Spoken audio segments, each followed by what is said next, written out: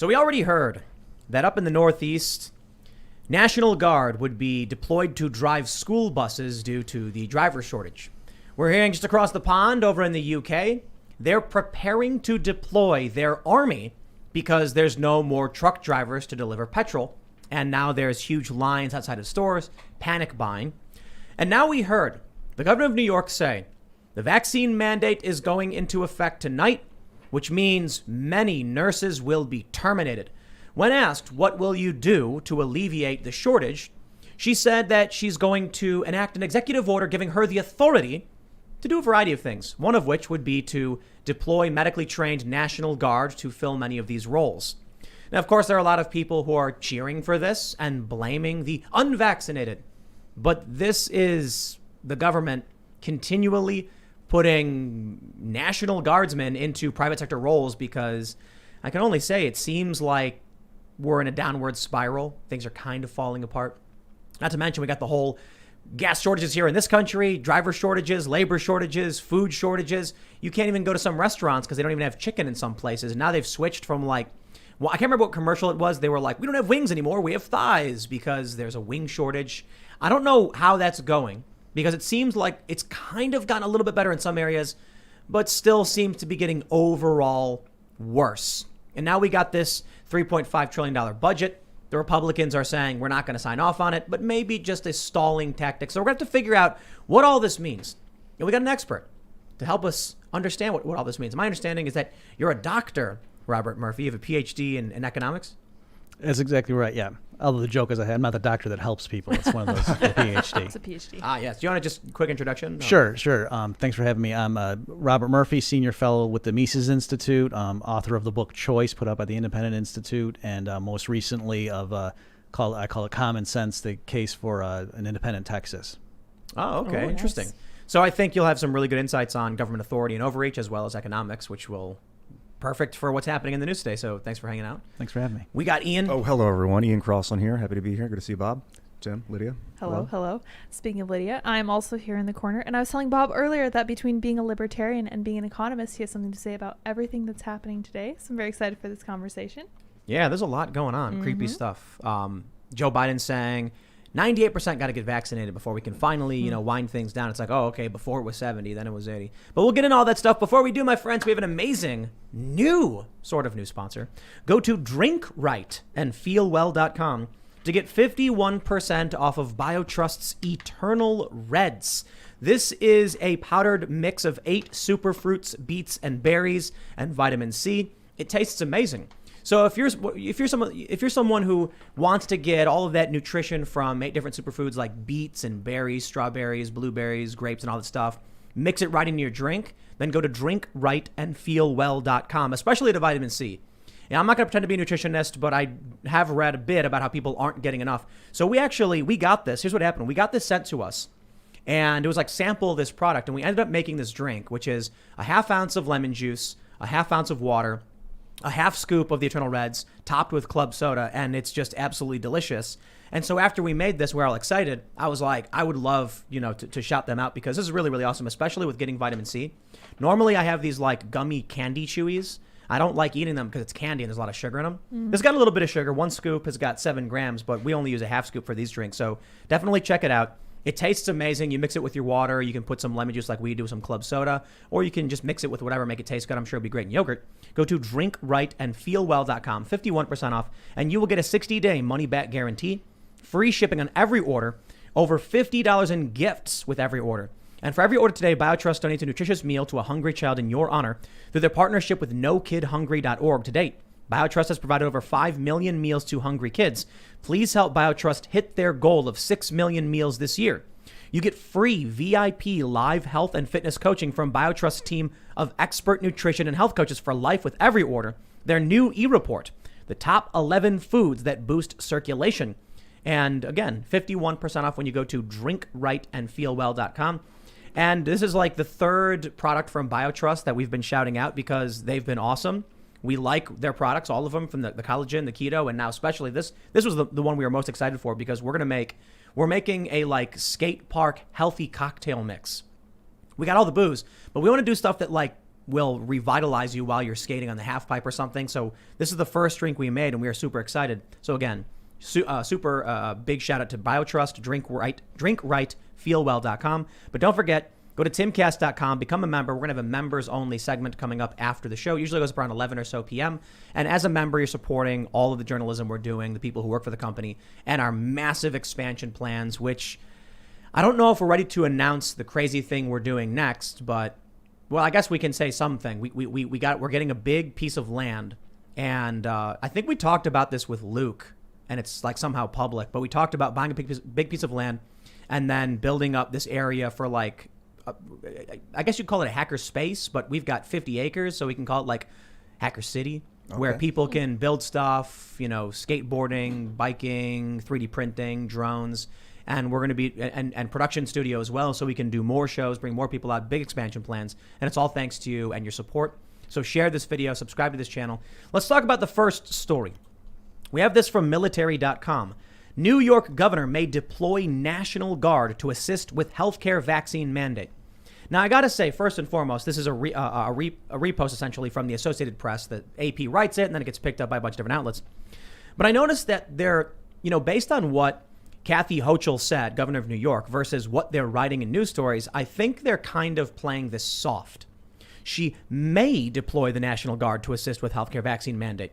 It's not her first plan, and it's only in the event she has to fire all of these people over the vaccine mandate, which sounds like their intent is to do it. We heard something similar in the UK when they said, we may deploy the army to drive trucks. The UK, one of the officials said, we have no plans to do this, but we're preparing to do it. You see, it's word gains. When she comes out and says that she's going to enact a state of emergency, granting her the power to deploy medically trained National Guard because they're going to be firing nurses, I mean, that's straight up stating their intent to do so. I don't think it's fair to then be like, they might not do it anyway. Well, a lot of people might not do anything. Michael Bloomberg comes out and says, I'm going to tax soda. He might do it. Well, he literally said he was going to do it. So let's talk about what their intent is and the line they're drawing, as well as how far they're pushing us towards authoritarianism. So what I see as truly interesting about this and what's happening, and I think it's in Massachusetts, I'm not sure, maybe it was Rhode Island, where they're getting rid of where they're not getting rid of, they're sending in the National Guard to drive buses for school children because of the problems caused by the politicians destroying the private sector. Like, this is the perfect example. We're going to mandate a medical procedure with no exceptions, no testing exemptions, just straight up do it without legislative approval. Then when the market collapses, they're going to send in government agents to replace them. It sounds a bit like, I don't want to say fascism, because that implies like kind of an ultra traditionalist. This is kind of like Chinese state communism style. You're an economist, Robert. What are your thoughts on this stuff? What I was going to say is exactly what you anticipated. That yes, standard operating procedure. The government lays down some legislation, or in this case, you're saying wasn't even legislation necessarily. Just makes some rules, edicts. Yes, causes problems, and then says, "Oh well, gee, now that there's this problem, the free market can't solve it. So I guess we got to come in as the savior." And I don't like this idea that whenever something isn't getting done, just send in the military because they know how to do everything apparently. And as we know, if you want to get something done well and efficiently and with courtesy, you send in troops. Like who else would you want to be, driving your school kids around except the National Guard? This reminds me of a Ryan Long sketch where it was Antifa window repair. So it's like they dress up like Antifa and go around in the ride, smash windows, and the next day show up and say, hey, we can fix your windows. That's basically what we're seeing. They're like, unfortunately, all these nurses have not chosen to do the right thing. Oh, no. Now the government has to come in to clean up the mess. So we're seeing it with a lot of things. I mean, in terms of the authoritarian takeover, like I don't know if you've been seeing what's going on in Australia. Have you been? Yeah. Do you see this video that's going viral? I don't know if you saw it, Ian or Lydia, where it's like a guy sitting at a fountain smoking a cigarette, and the cops come up and just throw him to the ground. Oh, yeah. And they're like, there's like 7 cops, and they're like, this woman's yelling, "What are you doing? Leave him alone!" And he has no reason to be here. It's like he went out for a walk. It wasn't wearing a mask. He was smoking a cigarette, and the cops are like, "We don't care." So that's kind of the direction we're heading in. But it's interesting that we're seeing a combination of. Well, maybe it's not interesting. The government takeover is hitting both the economy and law enforcement, I guess. So we're getting edict and we're getting we're having our economy shut down. So my concern beyond the specifics of this and the injustice to the people involved is just the broader point. To me, I think what they're trying to do is get the public more familiar with just seeing guys with big guns walking around, taking charge of the situation, like moving it towards what would be called a police state. So something that decades ago Americans would have thought that'll never happen here. They're not. In other words, they're not just going to say, "Oh, we're doing this because it's Big Brother here's watching you." They can't literally go from a Tuesday to a Wednesday. But they do this, so National Guard. Well, no, they're just driving school buses because those people won't get vaccinated. So of course they got to do that, and just get us used to seeing guys in camo walking around. Yeah, isn't it amazing how kind of desensitized everyone's become to like a lot of this stuff? I remember I was in New York and I was walking past Grand Central Station, and the cops that are there, they're like fully decked out in full armor. They look like stormtroopers, and they've got probably selective fire rifles of some sort. And I was just like, man, that's a crazy sight.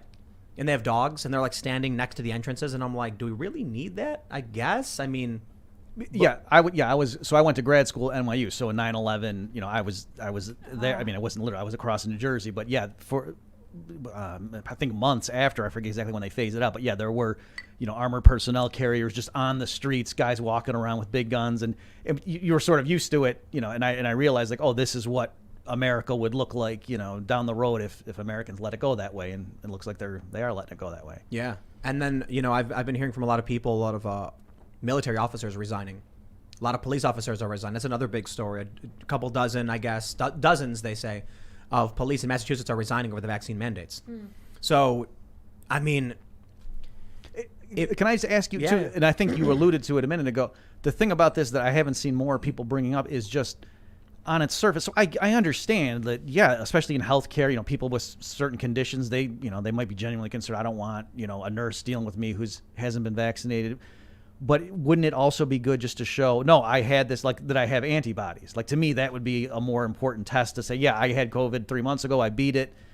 And yet, I don't even see that being discussed, let alone like addressed and dealt with. When they say we don't care about negative tests, when they say they don't care about antibodies, they're saying this has nothing to do with the infection. It has everything to do with control. Right. I mean, they can come out and say all day and night that this is about public health. And I'm like, then wouldn't you actually follow the science?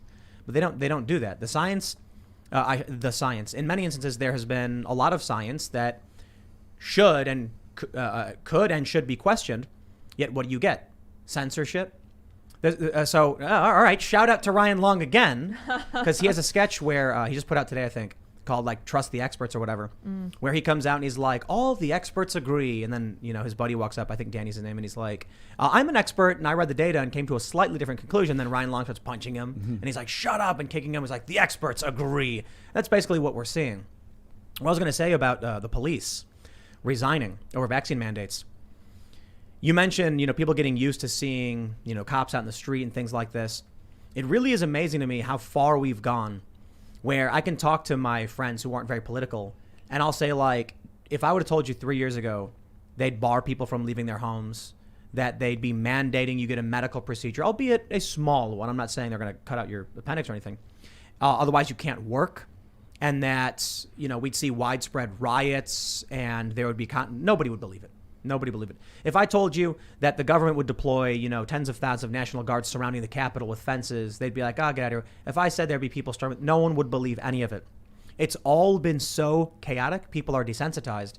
And now we're at the point where the good cops who are like, you can't make us do this, and this is not constitutional, are all resigning. But there are cops who are staying. And those cops are not going to be the good cops who are like, I'm not going to, enforce that when that crosses the line. What we're going to be left with is a military of a bunch of people saying, like, I don't know, just following orders. And a bunch of police saying, I don't know, just following orders. And then what do we get? Yeah, I think that's what concerns me too, about like the advertising, like the woke advertising for the CIA and all that, and they're making it the case that after they get rid of the questionables and the people with these domestic ties and so forth, that they're going to replace them with the right kind of people who are then going to implement these. Because right now, you're right, the sort of top-down commands that they want to issue, there'd be a lot of resistance or hesitancy to enforce this stuff. But I think they're looking ahead and saying, oh, no, we got plans in place so that 5 years from now, the personnel staffing these organizations are not going to be the ones that were here, so they will follow those orders. Is it one thing that's interesting to me though is that often powerful interests, special interests, politicians use economics as a means of controlling the system, right? How do you make someone behave the way you want? Well, you tax their item. Michael Bloomberg was like, we're going to tax large sodas so, people are stupid and fat so that way they won't buy them and things like that. Tax cigarettes, tax gasoline. In this instance, they're going overt authoritarianism. I wonder if would you agree they typically use economic power to pressure people? And Well, I think you're right. Even in this instance, though, in other words, instead of Washington just saying every American, except for maybe people with certain exceptions because of vulnerability, has to get this vaccine. No, we're not saying that. We're just saying if you want to work at a large organization, Yeah. you're free to not have an income. Yeah, yeah, so, you're free to go into the woods. Right. So even I agree with that. You are. Yeah, and that's also like with the big tech and so like that's part of the way they're doing this is sort of an end run, and there's coercion involved. This isn't like a free market outcome. But I think you're right that they realize it's easier, to get someone to say, well, my boss is making me do it and I need my job. I got to support my kids. Whereas if we're just a matter of paying a fine and going to jail for 30 days, they might, stand up to the man. And this is the crazy thing about it. It's that we've become accustomed to, acclimated, and locked into, in a sense, right? People are so used to living in climate-controlled homes with refrigerators and microwave stoves, natural gas, easy access in supermarkets. They're like, I can't give that up. My kids need this. And I'm like, I don't know, 300 years ago, some dude was like foraging through the weeds for food for his family. And that being said, people today don't really have the ability to go and forage and farm on their own because land is owned and controlled by everybody. So we're at this point now where the planet's basically been labeled, claimed by enough people or interests that if you did leave your job, what can you do? I mean, theoretically, you can go to like Chiron in Mexico and then start figuring things out. You can go to the middle of nowhere. But if you have a family, you can't just stake a claim anymore. You can't just go to land and be like, okay, I'm going to farm here and survive. Nope, they locked you in. So what do you do? Well, you can start a new career path as a internet video blogger. True. So hopefully you did it 2 years ago because, now you don't have much time to get it going if you're going to have to resign from your job. I don't know if you saw the conversation I had with Jack Murphy. What was that? That was a week and a half ago or so. Something. I didn't see He was talking about how his kid wants to play, college sports, varsity sports, and then college sports, and now they're saying, well, you got to get vaccinated. So he's like, it's tyranny. He doesn't think the vaccine's going to hurt his kid or anything like that. He just thinks the government's trying to force him to do it, and it's a difficult position where he doesn't want to tell his kid not to play baseball. And my attitude was like, I think you should tell your kid not to play baseball. I think if you truly believe in it, you should stand up and say, I'm not. No, if there's, the government isn't my doctor and shouldn't tell me, what I'm supposed to be doing. The issue, much bigger than just baseball is, I saw a video of it was a medical worker saying, if I have to support my family, I can quit and then we're completely broke, or I can get the vaccine. And so they were like, I guess I have no choice. And that's where people are at. The government is not only, I think this is a sign of how bad it's really, really going to get. If they have people so constrained and so scared that they will undergo a medical procedure, then what else can they do? Get off the central electric grid, for starters. Get off the centralized fiat currency grid, secondly. So that means crypto, solar power, grow your own food. Get off the centralized food grid. Those are 3 things you can do. Homesteading, get a place out in the middle of nowhere, grow your own food, get some chickens. Work on we're the big internet. fans of chickens. Have small companies. Let's do lots and lots of small companies. Yeah, but like, what do people do? Like how much work being done by people is actually contributing to the lives of individuals, like food production and things like that. Fuel. Most people, like, to be fair, like, we produce a relatively small amount of goods for people. I mean, I guess people can say that thought and planning, and this is the kind of stuff that goes into fixing economies and making people live better, so it's good. But like, we're not fixing any toilets. We're not growing any bread. We're not feeding anybody.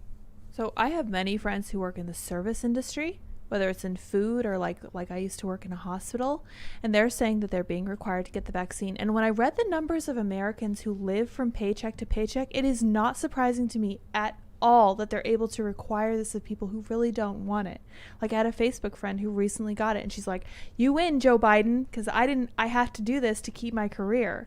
And I was like, that's really sad. You shouldn't have to do that. But I also know that you have 3 kids. Your husband can't work. And you know that if you don't take this shot, you will have to find an entirely different career. This job pays much better than working as a waitress or something. So I completely understand. It's a hard situation. I don't like that we're being put in it, but we're going to have to figure out how to stand up to it. Yes, you guys are right that it's not literally impossible to avoid this stuff, but also too, just like you're saying, like that's part of the reason I think that they monopolize the money supply is because they knew what better way to put the screws to people. Right. And so their high income tax and wow, well let me just go outside the standard healthcare system. Well, no, you can't because there's the FDA, the CDC. You can't just open up your own hospital and say, hey, here people don't need to be vaxxed.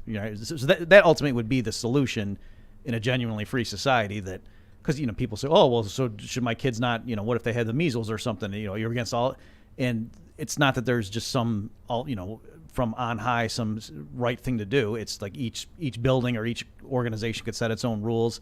Like you were saying, sports, they could decide do the kids need to get something or not, whether to participate, and they would have certain uniform requirements or what. Kid couldn't show up to play naked and play football, Right. among other reasons because that's not sanitary.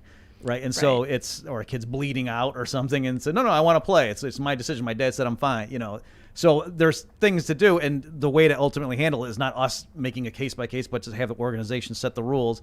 The problem here is the government has got its just tentacles and everything so much that they can kind of force this outcome. So we have the story out of Berlin that I think is a good segue. Berliners vote to expropriate large landlords in non-binding referendum. Non-binding, okay, I don't know if that really means anything's going to be accomplished, but they do say in the Reuters article that they say campaigners hope the city will take control of some 240,000 apartments. That is to say they probably won't, but you have people in Berlin who are voting that these big companies that own, I think it's 550,000 apartment units, lose control of that, and the public gains control of it. And the way I see it is, it doesn't matter if it's the private sector or the public sector. When power is centralized, you will get tyranny. So what we've been seeing in the U.S. is like that BlackRock fiasco. I don't know if you saw a lot about it. These large private investment firms buying up all the houses, offering up insane sums of money. Like there'll be a $200,000 house, and a family will be like, "We'll pay $200,000," and then some firm will come in and say, "We'll do $230,000 because we can, and we're rich, and we know the value's going to go up because we're buying it all." You get to that point and you're like, okay, these massive out of control private entities need to have some kind of regulation or antitrust. On the other hand, what you see instead is that in Berlin, they're like, the government should take all of them, replacing one centralized authority with another. So I don't know. I thought this was interesting for you, especially being a Mises Institute economist. What's your view on dealing with massive out of control private organizations that are seizing the commons versus the left solution, which is government? Sure. So you had the key phrase there when you said out of control. So probably if you had asked me that 20 years ago, I would have said, oh, well, in a free market, it's good that a private corporation, if they buy it, it's not in their interest to buy it if the price is going to crash later because then they lose money. So they only buy it if they think it's going to go up. And then that rationally allocates housing to the highest bidder. And that would all be true so long as they respected property rights and there was no bailouts of them when they get caught with their pants down. But as we see in practice, that isn't what happened. Like the housing boom years, you could say of a lot of those investors, why are they making such crazy, why are banks giving loans to people that they know, they call them liar loans. They knew some of those mortgages that they were going to people who lied on the application. Why? And when you push it, ultimately, it's largely because, they knew they were going to get bailed out. That, Greenspan and then Bernanke, he wouldn't let the whole system go down. And so there were things like that in place. So I agree with you. In the real world, the problem with big companies doing that is because it's not just promoting efficiency, because if they make a mistake, a lot of times taxpayers have to bail them out or the Federal Reserve. And so, yeah, you're right. The way to solve that problem is not to then empower the government even more because they're ultimately the ones that, keep that corrupt system in place. Yeah, that's what's funny. It's like we were talking about this in the previous segment, that the government comes in and says, we're going to fire all the nurses. Oh, no, what do we do? Oh, well, I guess we'll send in the National Guard. It's like, well, you chose to do all of those things. So you destroy the economy, then say, here's my solution. It's like you punch the guy in the face and then offer him the first aid kit. It's like, no, that's not acceptable. You can't do that. And in this capacity, you get these, I can't speak for Germany, but in the U.S., my understanding was that a lot of these large investment firms were getting bank loans and government funding and Fed dollars, were buying up the property, and their attitude was like, we don't care, we'll get bailed out if it screws up, so we're stealing from you no matter what. Right, exactly. So yeah, in a genuine free market, I would have no problem in principle with them doing that because the only reason they would buy it is if they think the price is going to go higher and it's in their interest to not be consistently wrong about that. And if the price does go higher, then they did a service by, reserving that for the person who wanted it more down the road. But you're right. But what do you do if one company owns 80% of the property, And the more the more property they own, the more profit they generate, the more property they buy, until eventually one company owns all the houses in a city or something. Okay, so again, so long as they're not violating contracts, they're not, stealing from people or whatever, that they're just buying, and then they're only they're respecting, the title that they actually acquired legitimately. The only way they could capture such market share is if somehow they're outcompeting all the other, speculators and housing developers who are trying to do that. So they're like, back in the day, the reason Rockefeller got so big was he genuinely came up with efficiencies and delivered kerosene and, petroleum at lower prices. And so then later, people could argue they did stuff with their money that they shouldn't have, that wasn't a market outcome. But originally, that's how he beat his competitors. So per se, I don't have a problem with that. So if some company just starts taking over because, they're really good at saying, no, this property is going to go up and they have a better eye for real estate, I wouldn't want them to stop doing that. But yeah. I mean, certainly at some point, you just have a multi-billion-dollar fund saying, I don't care if it goes up, I'll buy it anyway because I can. Because it doesn't affect our bottom line, and the more property you have, the better. And in fact, once they control a substantive portion of the market, can't they then manipulate the market? Like, would there need to be a point at which the government can do something? So I would reject the idea that at some point they don't care. Like, I don't think Warren Buffett buys stocks and I don't care whether they go up or down because I'm so rich. Now, you're right. He might be able, because he's so big now, to do things like the fear of fact that he's likes his stock, that might make the price go up, and so that does kind of change, the analysis. It's definitely true they don't care. It's not that they don't care about like I'm saying they're like, oh no, I'm going to lose money, but don't care. It's mostly that they're like, look, if I can afford to buy 10 houses, yeah, one of them might go down, but whatever. I'm going to diversify. I'm going to buy as much as I can and hope that overall, out of my 10 houses, 6 gain in value, and if the 4 that go down, hopefully the gains outweigh the losses. So then you'll end up with someone saying, you know what? This might be a risky buy, but I can handle the risk because I've got such massive wealth from all the property I own already. I can take the risk. A regular person can't do that. So then you end up with an organization that can come in and say, $200,000 house for this middle class working, this working family. We'll give you 210, and then the seller is going to be like, 210's better for me. But then what happens when the middle class doesn't own any wealth? They can't transfer anything to their kids. You end up with like Chinese style state communism. So I suppose, to go back, you had asked me, at some point, is it justified for the state to come in? And so I guess what I would say is, we can quibble about, scenarios where, even I might say, yeah, that makes me uncomfortable. But to me, you don't make things better by saying, let's have, those people in Washington, because we can trust them to do the right thing. And I know you're not saying that, but, right. The same people that are doing all this stuff that we're talking about with the National Guard and the, vaccine mandates and whatnot, they're not going to come in and all of a sudden be on their best behavior when it comes to regulating the housing sector. Like, they're the ones who are behind the bailouts in the first place. I'm saying, is antitrust feasible? The problem I see with the Berlin thing is like the government just taking the houses is the same problem as the corporations having the houses. The only difference is who you're yelling at. But what if they said, hey, we're gonna put a limit on how much property you can own, or something like that, or perhaps it's like you're a special case. You are the one company that owns 60% of the properties. We think that's too much, so we're gonna antitrust you. We're gonna break you up. Like, what's your thoughts on that? So Tom DiLorenzo's done a lot of good stuff on this. If people want to look him up on antitrust. So I don't have the statistics off the top of my head, but I think it's true that in the vast majority of actual antitrust lawsuits are brought by the competitors of like the dominant firm. So it's not, some disinterested civic rights organization, guys that are, just doing this and they're getting money from contributors or something around the country. It's the competitors who try to bring them down. And also there were plenty of cases where companies were viewed as untouchable, behemoths that then just collapsed. Like IBM, there was a period where they just dominated and no one who could ever touch IBM.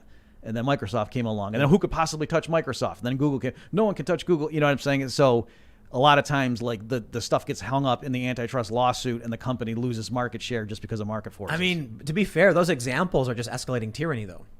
IBM was making computers. People use computers. They're like, that's a great utility. Microsoft came along, and then things started to get a little shady with how they were running their business. Apple comes along, similar things. And now we're at the point where Google is just overtly evil and censoring news, censoring conversations, stopping regular people from being able to have conversations. It's to the point where Google got so powerful that no one can even rise up to challenge them, because if you're a politician Or the Mises Institute is a good example. Wikipedia says you guys are, it smears you in ridiculous ways. We're at the point where these institutions have become so powerful and untouchable that they can outright just destroy anyone who would speak up against them to stop them from abusing power.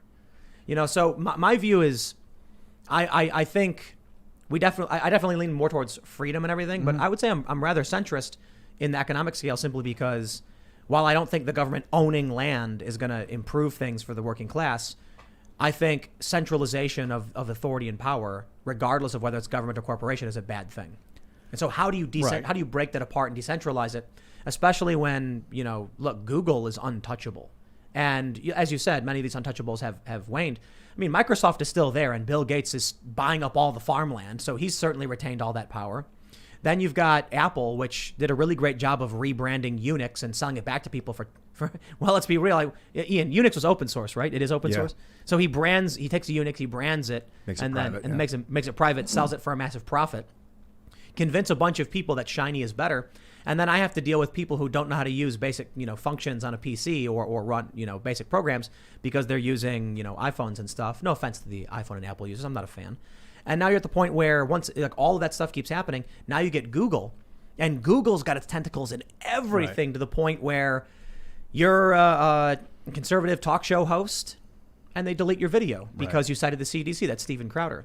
So now if you can't even speak up against them in any meaningful way, of course we can say Google's bad like on this show. But what if you actually want to challenge their goals and agendas or something that might affect their profits?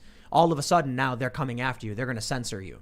Now you can't even do anything to stop it. I'm seeing now that Unix might actually be closed source and that Linus Torvald reverse engineered it and created Linux, which is open source. I don't know. I thought it was open source. Okay, my info on that Apple stuff's probably it's wrong, kind of vague. So apologies, Apple. Thanks, guys. So yeah, I definitely agree with you that what Google's doing right now is they're not living up to their motto, right?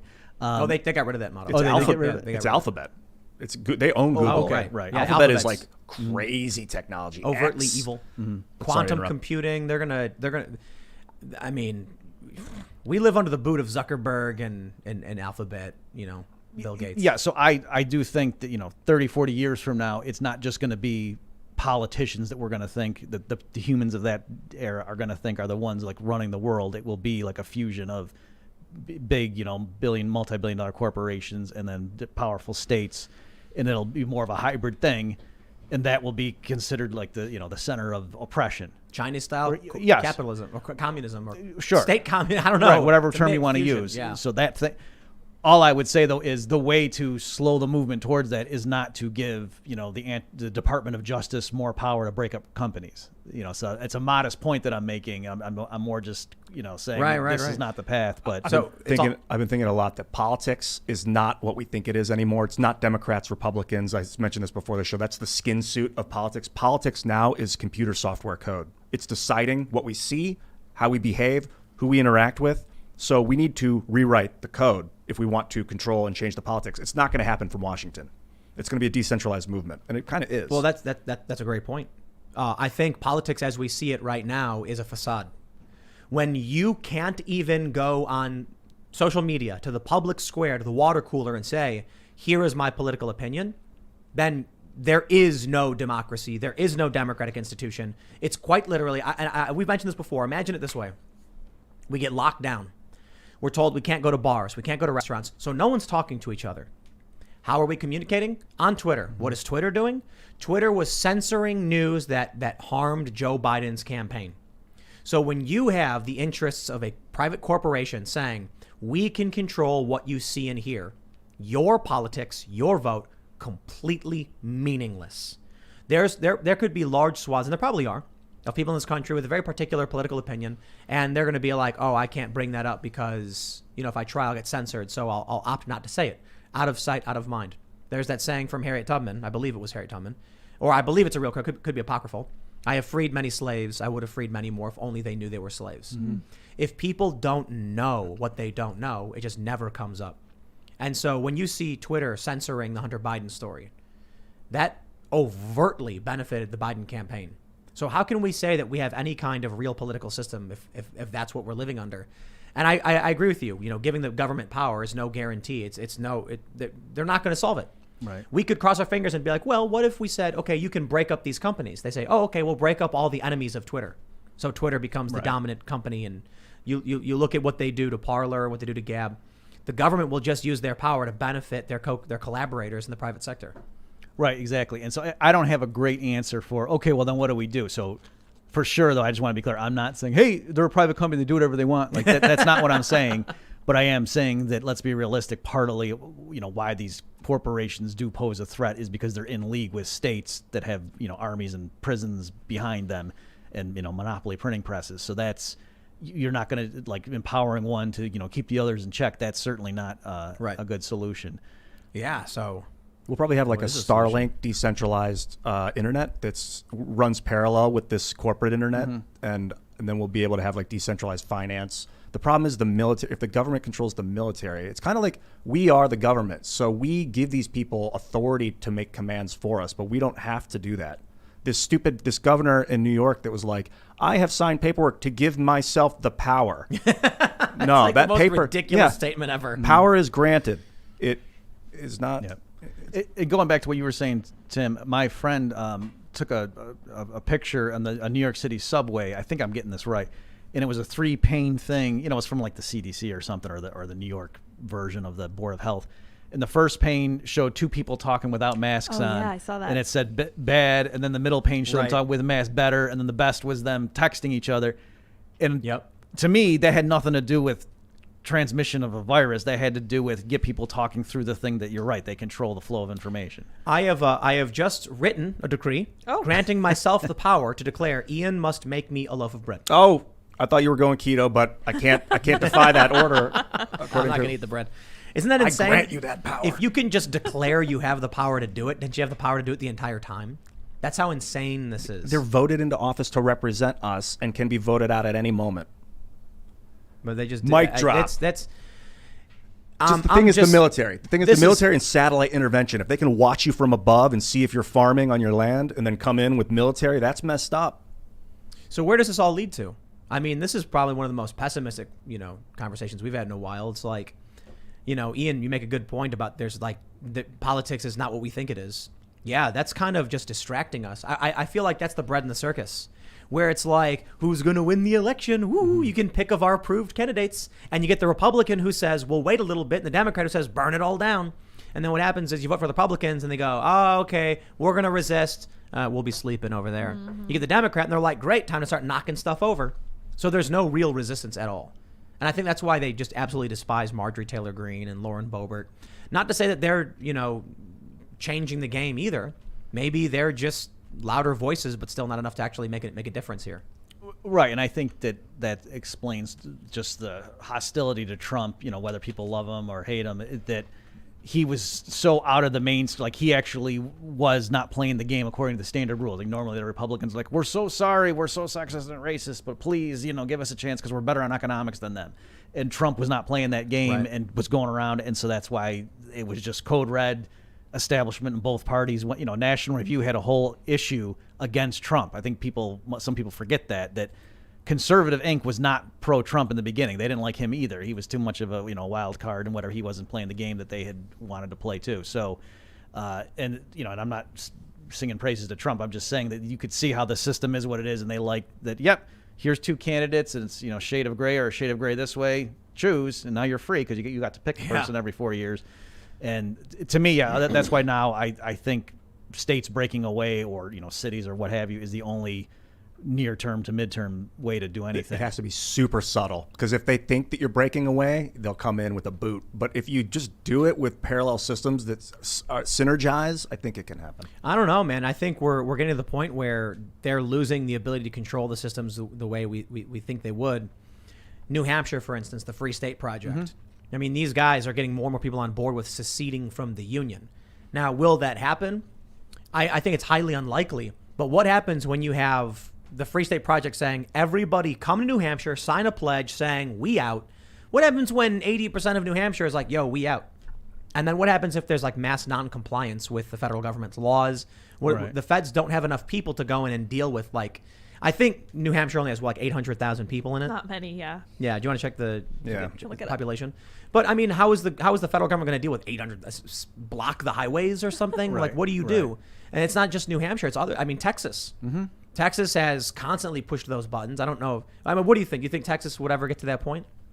Yeah, I do actually. I think it'll be sooner than a lot of people think. And you're right. It's, to me, what they, like, just hypothetically speaking, yeah. If 2/3 of Texans voted in a referendum that we want to break away, it would be difficult as the U.S. lectures the world about self-determination. You know, what if they just start reading them the Declaration of Independence to them and said, what part of this do you not agree with anymore? You know, and it would be important too to not have any, you know, no violence suggested, just to say, no, we're breaking away, so that if Washington starts ordering the Air Force to bomb them, it's going to be pretty clear cut what happened. Right. So this is the thing. You know, people often say, "Oh, the feds would never allow secession because they would send the military in," and I'm like, that would make people more like supportive of secession.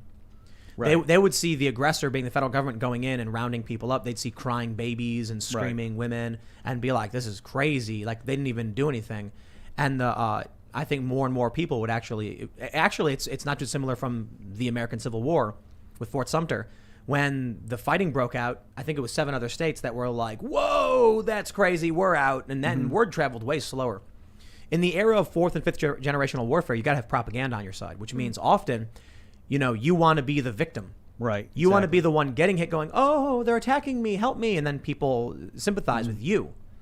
So that's why I'm wondering, like, what would happen if New Hampshire said, "We hereby secede, it's done," and the federal government says, "No, you don't," and they say, "Don't care, not listening." Are they going to send in the feds, start collecting taxes, or what? Right. So I have been doing research on, like, nonviolent resistance, you know, thing like the civil rights struggle. Just to give an example of people, they had training back in the 60s where, like, when they would do a sit-in, and they would train the people and say, "Okay, the mobs are going to come and start punching and screaming and spitting at you. Don't swear at them and just sit there and take it. And then when you have taken too much, we rotate, so the guys on the inside are the circumference now, and they take it." You know what I mean? And that was, so it wasn't just, "Oh, let's love everyone." No, it was strategic, because they knew we're outnumbered. You know, we have to win public opinion. And then enough people watching TV are like, you know, seeing firemen, you know, hose down marchers, and, you know, like, I don't know if I'm for that. So you're right with New Hampshire again. So, and that's why right now, again, they're making this propaganda effort to talk about how the right wing threat and all these, you know what I mean? Because they want the public to believe when they're kicking in doors, it's because there's all these right wing kooks who pose a threat. Not just people who say, "You know what, I want to break away and not be affiliated with Washington, D.C. anymore." Got a number here. It's 1.36 million people in that's a 2019, 1.36 million in New Hampshire. More than I thought, yeah. You know, I think saying we want to break away is like saying I'm anti that, I hate that, I'm voting against that. Rather than being against it, you want to say we're fixing this American system, and then all these people around the country will start doing it together, and that is not going to be considered anti. If you say I'm breaking away, they're going to say that's anti-American, and our people would be brainwashed, 5th generational. But if you say we're fixing this together, that's gonna tweak their minds and make them join you. When you make a good point. All of this rhetoric about the far right and everything is getting people ready for when they start kicking the doors down. Right. They're going to be like, "Oh, you know," but New Hampshire, that's going to be a cold splash of water in the face to a lot of people who are like, "Wait, an entire state is trying to secede? Wait a minute." And I'll tell you this, they're not hearing this when they turn on CNN. So right now, I assure you, most people, like, I'd be willing to bet, and I would say this, if I was looking at 2 options of voting, you know, does the leftist YouTuber sphere, BreadTube, know about New Hampshire secession, or don't they? I bet they don't. I would say I will put my chip on they don't know about this, and they're not paying attention to it, and it doesn't matter to them, even though they're supposedly libertarian. Now, I think it's fair to say many of them probably do, but I think it's not part of the conversations they're having. In which case, even to those people who are supposedly like more, you know, politically oriented and regular people, none of them are probably seeing the stories in the news about how I think it's like up to 5 reps. I think so. Was it 5 or so? 5 was the last 4 time I heard. in New Hampshire who are like, we favor secession. That's a tiny amount relative Mm-hmm. to the hundreds or so that they have. It's growing. But that's a conversation you think, like, if you would think that the state of Jefferson, that several counties in Oregon voted to secede from the state to join Idaho Right. and then Northern California, that there's a county in northern Colorado that wants to join Wyoming. Yeah, well, it's That funny. Right. And that, even California's talked about secession. Texas has talked about secession. New Hampshire has filed the paperwork. Texas filed the paperwork before. And there was a poll, I think it was YouGov data we mention often, 37.2% of Americans favor their region breaking off from the U.S. to form a new regional government. I'd be willing to bet most people don't know about that, and even political leftists don't know about that. If one of these states did make an actual formal declaration, it would be like them waking up one day with like the moon being upside down or something weird. Right. Like, how are we at this point? If the government then came and said it's far-right extremists, they'd be like, all 1 million, 1.3 million? Well, it passed by 60%. So you're saying like 700,000 people, 800,000 people are all far-right extremists? Or is that a whole state saying, yo, we out? Right. And to Ian's point, I think you're right. So with my, when I talk about this, so we're using the term secession just because it's very precise, and we all know, I'm sure your audience is very informed, but I would call it like the Texas independence movement. It's the same thing. Just like technically the 4th of July, they seceded from Great Britain, but we consider it Independence Day. I just thought a good way to do it would be if you set up a smart contract so that your government secedes until your demands are met. The demands could be whatever you want. So like repeal the Federal Reserve. Mm-hmm. If the U.S. government does that, we'll come back into the country. And then you could have a bunch of different communities secede at once with smart contracts set up ready to reunify. You wouldn't need smart contracts. The problem is confidence. If people, you guys have seen For Vendetta, I assume, yeah? You know that scene at the end where, what's the name of the inspector? I'm not going to come Dascombe or whatever. I don't remember. He's like, eventually someone will do something stupid, and then it shows the finger man, they call him, and he shoots a little girl, and then all of a sudden everyone starts walking up to him. They have pipes, and he's like, holding his badge, but they don't care, because that is the point where people no longer have confidence in the system. In the beginning of the movie, when Natalie Portman's character says, "Oh God, you're finger men," that's her saying she believes in the power of the state, right, and she fears it. The end of the movie is when people say, "We don't believe in your power or care about it." So in terms of, breaking away, seceding, peaceful divorce, whatever, if people just don't believe in the power of an institution, it doesn't exist. The reason I bring up smart contracts with like your state, so say New Hampshire secedes, they have a smart contract ready to bring them back into the union when their demands are met, is because if some power-hungry monarch came into power in New Hampshire during that process and decided, yeah, you'd repeal the Federal Reserve, but I'm not coming back now. You'd have some strongman. So you want to automate it out of trustless, basically. You can't automate the process by which the public would come to trust the government again.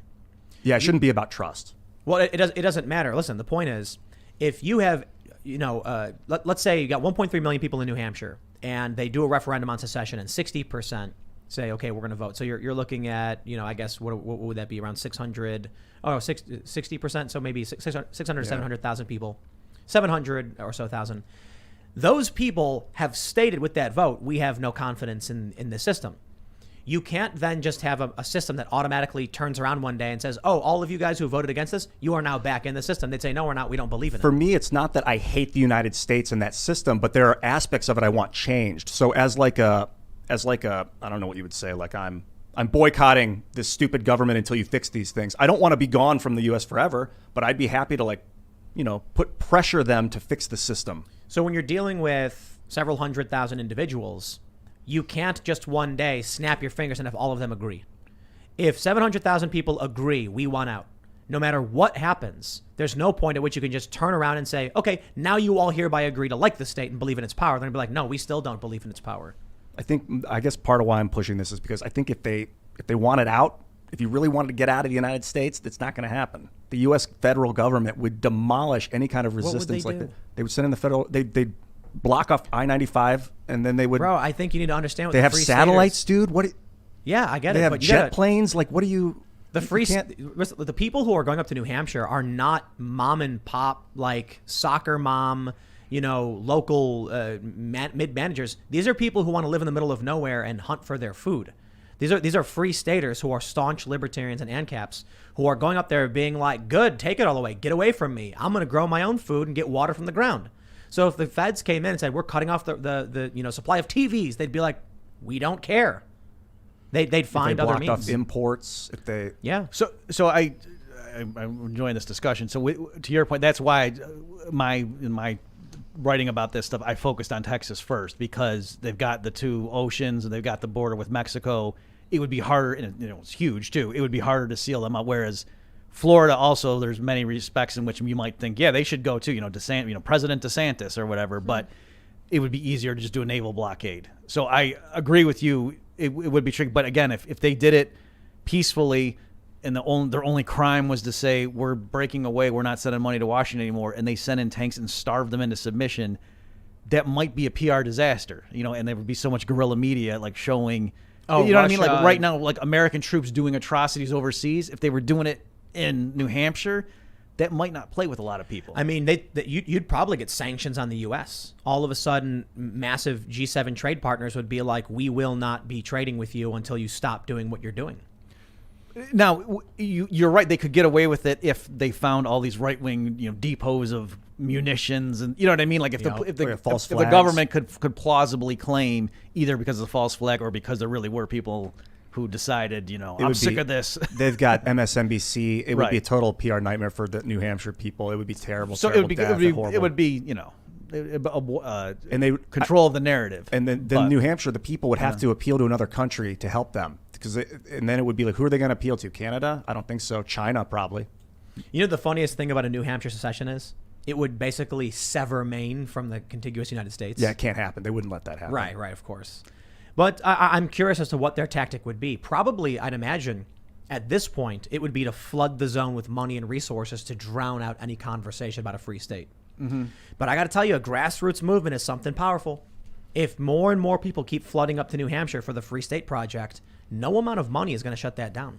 Right. And at the very least, that's where I think it's worthwhile, shows like this, people talking about it, just to get, because I'm curious to hear, like, the people who, work for Vox or the New York Times, just get them on record to say, hypothetically, if 2/3 of Texans voted to break away, would you let them go, or would you think they should send in airstrikes and tank? You know what I mean? Just to have them on record, because how could they say, or maybe they would say, yeah, we wouldn't let them do that. What are you talking about? We're at a point, I'd be willing to bet, if we went to and polled Democrats, should Republican states be allowed to secede, they'd say yes. I think you will see a large portion say, yes, let them go. Now, a year ago, or there was a year or so ago, there was data from the New York Times on this, and I think it was something like 30% said, yes, they can go. Like 60 some odd percent said overwhelmingly, no, they can't leave the union.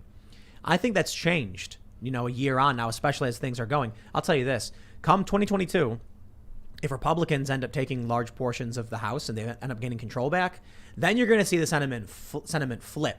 And leftists are going to be like, get them out. Right. We already saw that Podesta thing from the Boston Globe that John Podesta said the West Coast should secede from the Union if Donald Trump wins. Mm-hmm. What happens when Trump wins again? Joe Rogan, in the news, simply for stating his opinion. I love how this always happens. Joe says he thinks Trump's going to run, Trump's going to win. If that happens, the left is going to be like, how about we let you secede instead of letting Trump be president, and then what? How does that happen? Right, and that's some of the arguments I've been making too, is to say to, like, let's call them blue state voters, just for lack of a better term, suppose it were Texas and they wanted to break away, let them go, because all the people in your state, if you're in California or some other blue state, New York, whatever, a lot of people would move to Texas then. So you get rid of them, those gun nuts, or the people who don't want to get vaccinated. Get them away from you. Let them go. If Texas did leave the union, Democrats would never lose a presidential election again. Right, for the remaining, U.S. system. So it's kind of a win-win, and that's not like a paradox. Like, armies agree to not use poison gas against each other. You know what I mean? There are things that, and this would avoid a lot of conflict. So to me, and I'm not just trying to like trick the left or something. I'm saying, no, can't we all agree? If Texas wants to leave, let them go. That's better for everybody. But look, we end up seeing Sarah Silverman comes out on her show saying maybe we need a peaceful, what'd you say, a separation? I don't know if she said divorce, I think. Did she say peaceful divorce? I think so. That means she must be listening to Michael Malice. Because I'm more into the peaceful separation, which is why I bring up the smart contract civil disobedience angle, because you can leave and then come back. When you divorce, it's gone forever. No, Ian, you're not understanding. Like, we're talking about why do you believe U.S. dollars are valuable, right? Because you can go to the store and buy stuff with it, yeah. What if one day the clerk said, I don't want your money, it's not worth anything to me? It's useless then. Would there be one day where you convinced him, no, the smart contract changed, therefore you have to take it now? He'd be like, get out of my store. What do you mean? What do you mean by that? Let's say you have 800,000 people all say one day, we no longer want to accept U.S. dollars. We think it's valueless. And then you're like, but we'll do a smart contract that says as soon as the Fed's gone, we'll all take this back. And then one day the system comes back and the smart contract flips and now everyone is mandated to accept dollars again, and you walk into the gas station, do you think that clerk will just change his mind? Or do you think he's going to be like, I said I don't take that money anymore, get out? The smart contract will not change public confidence in a system. If the confidence breaks, there's no reversing it. I mean, maybe over a few decades and a few generations, you can rebuild that network, but it doesn't work that I see way. what you mean, that people are going to do what they're used to doing regardless of what the law says. But if you could digitally, because things are going digital now, if you could just digitally kind of just change the money, like so you're using US dollars now, tomorrow you're using Texas dollars, and then when they finally repeal the Federal Reserve, you're using US dollars again. I mean, I think that sounds like a pipe dream. I think seceding peacefully is a pipe dream, because there's no way the most powerful military that's ever existed would let a piece of their economy just walk away. I agree. Like in Oregon, these counties want to secede, like as if Portland's going to let their serfs go. But look, let me pull up this story, all right, and we'll talk about how bad it is. And maybe this story isn't the perfect example. We got this from Daily Mail. Republicans block bill to avoid the government shutdown. Senate votes 48-50 to sink funding bill, with GOP leaving it to Democrats to raise the debt ceiling. So the U.S. is on the verge of default. Has this ever happened before? The actual default, no. Yeah. The debt ceiling arguments Happens all the always time. happen. Yeah. And the Republicans always and the Democrats always say, like, I'm going to block you so they can try and get leverage, right? So this isn't, would you call this situation like remarkable in any sense? I haven't seen anything that sets this apart qualitatively from previous episodes, if that's what you're asking. Yeah. What would happen if we did default? So, I mean, I heard, what was it, Chuck Schumer was I don't know if it was today or yesterday, when he was going through this litany, 9% unemployment and no, I mean, I think the UK government in the 70s defaulted technically on some of their bonds. So it's not inconceivable that even major governments do this. And so, I don't have a crystal ball. It would certainly shock people. They're not expecting the U.S. government to do that. But all that would mean is people would be less willing to lend money to the federal government. And since the federal government, in my opinion, is doing all sorts of lawless criminal things with that money, that wouldn't be such a bad thing if people stopped lending it money on such easy terms in the future. I have that's what would happen. I have a crystal ball for you. 1 second. Okay. A crystal ball. Ian, there's like there's 2 crystal balls. I'm only buying if we write up a smart contract, though. I want a protection. Ian actually is bringing a crystal ball over for Robert. Here you go, Robert. Oh, good. Yeah. Is this so you can make predictions on the economy? Yeah, maybe this will help. Perfect? I also drank a lot of Eternal Reds. I don't think it's actually a crystal ball. But I wanted to bring this up because I want to stress, it's, we hear this all the time. Like the Republicans are like, we're going to block it, and there's a government shutdown, and everyone rolls their eyes. But right now is kind of the worst possible time for this to be happening. There's no unity. We're at a point now where healthcare workers are being fired, police are resigning in mass. The economy is, actually, let me ask you this question. Is the economy good? No, I think it's... All right, that's all I need to hear. Because I like to cite this metric where civics data shows that independent voters and Republicans say the economy is not good. Democratic voters say the economy is fairly good. And I'm like, what universe do these people live in where they think this is a good economy when you have 10.9 million job openings, people aren't taking them? And so I look at this and I'm like, there's no unity, even now amidst this economic crisis. Shortages, fuel shortages, labor shortages, that the politicians are going to keep playing the same stupid games. So I'm curious if, you said you don't see this as remarkable at all, but I don't know. Is there anything here to indicate that it's getting worse?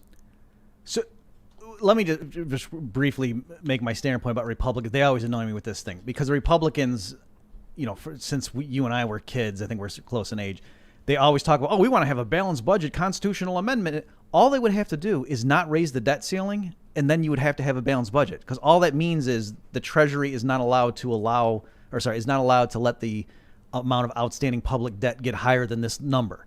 Yeah. And so that means they can't borrow more money, so that means they would have to run balanced budgets, and that doesn't take a constitutional amendment. So it just proves they like posturing and being for small government or fiscal responsibility, but every time they raise the debt ceiling, they're authorizing more deficit spending. I do feel like we're getting to a point where there's probably a lot of conservative voters, populists, who are like, default, do it. Right. So, yeah, Murray Rothbard's written on this. I'm sure other libertarian economists have as well, that it does at first sound like irresponsible or somebody saying, what does that mean? What the government's doing when it doesn't default, it's pointing guns and threatening jail time to people who had nothing to do with the transaction, to take money against their will, to give as interest payments to people who voluntarily bought treasuries, who lent money to the government. And so to default means you're not coercing people to pay to those who voluntarily lent money to the government. How is that? So morally, that's not a... It sounds like what you're saying is the right business to be in is lending money to the government. If they're going to go point guns at other people on my behalf, hey, I'll be on the back of that gun instead of the front of it. Sure, and what's funny is even a lot of people who are very, like minarchists, have very small government people. Usually, in terms of the list of things that they would think the government should stop, they would say, oh yeah, no, aid to foreign countries, and the government shouldn't be in higher education. They go down the list, but usually paying interest on the outstanding debt is something that everybody agrees the government should do that. And yet, that's the one area where those people voluntarily, you voluntarily lend money to a corporation. If they don't pay you back, tough. And so, hey, you lent money to Uncle Sam, and now people don't want to give him more money, and he's got a budget crisis. Why is it so assumed that you get paid first? What would happen? So if the U.S. government defaults on the debt to the Federal Reserve, and they just say, we're not paying you back ever, Federal Reserve goes bankrupt, and then the U.S. government's like, here's our new currency.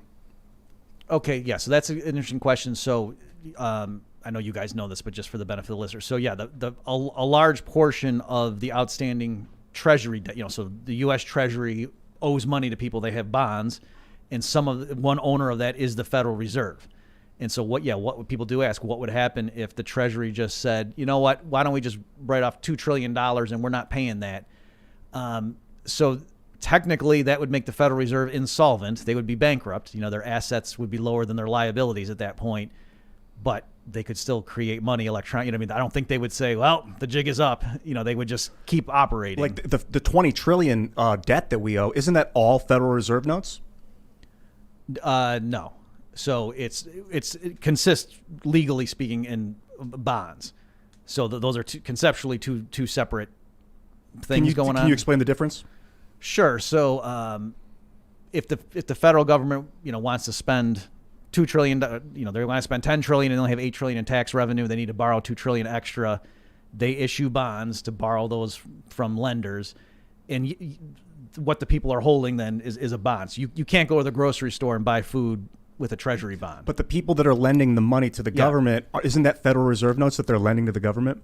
It's either electronic or, yes, technically, but technically the same notes could be circulating in the economy, and you could be accumulating treasury debt. Can you transfer a treasury bond?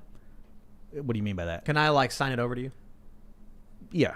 So theoretically, you could buy groceries with it. You could if they would accept, but you could buy groceries with chickens and stuff too. Exactly. But yeah. Right. So it's an asset. It's a very liquid asset. Yeah. You could, but I'm saying it's not money per se. I guess it seems like it's all Federal Reserve debt, because if you're going to issue a bond, you're the government. You're going to issue a bond to somebody that lends you money. They're just lending you money that had been printed by the Federal Reserve anyway. Okay, but by the same token, if Google issues bonds, technically they're borrowing U.S. dollars too. That doesn't mean all private sector debt is just Federal Reserve notes. But see what I mean? All U.S. dollars are Federal Reserve promissory notes. You don't understand. If the U.S. government says, "Hey, Ian, if you sweep my floor, I'll owe you $10," you're not the Federal Reserve. They owe you $10. Right. Or if Tim just lends you a $100 bill and you sign something saying, "I owe you $100," he paid you with a Federal Reserve note, but that's not that debt now is, the property of the Federal Reserve. So I'm just saying, there is an interplay, don't get me wrong, but I'm just saying conceptually they're distinct things. But yes, if, like you were saying, Tim, if the Treasury defaulted on the debt that the Fed owns, it's interesting. Technically what would happen is then they wouldn't have the ability, if price inflation gets out of hand, the way the Fed can try to dampen that is they sell off debt, their assets, to soak dollars up and destroy them. So they can't do that as well if some of their assets disappeared because the Treasury defaulted on them. So that's part of the issue, is the Fed would be less able to control price inflation. And the other thing too is, and you got to understand, is that the U.S. has to maintain confidence in the U.S. dollar, and by military force if necessary. So they wouldn't just ever be like, okay, Fed, we're done. We're not doing U.S. Federal Reserve notes anymore. We're going to do Fed coin, because then China is going to be holding a bunch of toilet paper, and they're going to be like, hey, we're not trading with you unless you accept what you've given us or what you owe us. So it's not just it's an interconnected system. If the U.S. wanted to go full on isolationist, self-sustainability, just no more conversations. Oh, they could do that and be like, hey, everybody, congratulations, we're issuing America coin. That's the currency of this country. U.S. dollars are gone. China can screw itself. Or what you could do is every U.S. dollar that China owes or has, you could just give them a U.S. coin for. And so we'd have like 28 trillion coins to start. It's a little excessive, but whatever. They got us into this situation. There's no more interest. There are rumors about cryptocurrency. Have you heard of FedCoin? Yeah. Are they calling it FedCoin or what are they calling it? I don't think they're calling it. I think we're the calling cynics that. do, but USBC, I think. United States Yeah. Bank Coin, I think is what it's called. Yeah, I don't know off the top of my head what the really? official term is. Just Yeah. like QE, the Fed never called those programs QE. That was like just what Wall Street dubbed them. If when we inflate our currency, when we pump out new dollars and stuff like that through quantitative easing, right? So how does that work? Okay, so the Federal Reserve just buys assets electronically, and then in the act of doing that, so if the Fed wants to buy $1 billion worth of mortgage-backed securities, it writes a the check. currency. Then that check by law clears. Manifests. Right, because the bank, like Citibank, the seller of the bonds deposits the check from the Fed, and then Citibank says to the Fed, we got a check from you for $1 billion to this client, and the Fed says, yep, that's good. So the Fed just adds $1 billion to the electronic balance of Citibank, and then Citibank adds $1 billion to the deposit of that client. So it just magically, Money is fake. The money supply went up by $1 billion. And so when inflation comes natural from that, I have to imagine, China and other countries are like, hey, yo, what the hell? Because we have debt and you're devaluing the debt we have Right. with you. So they Right. get pissed off about that.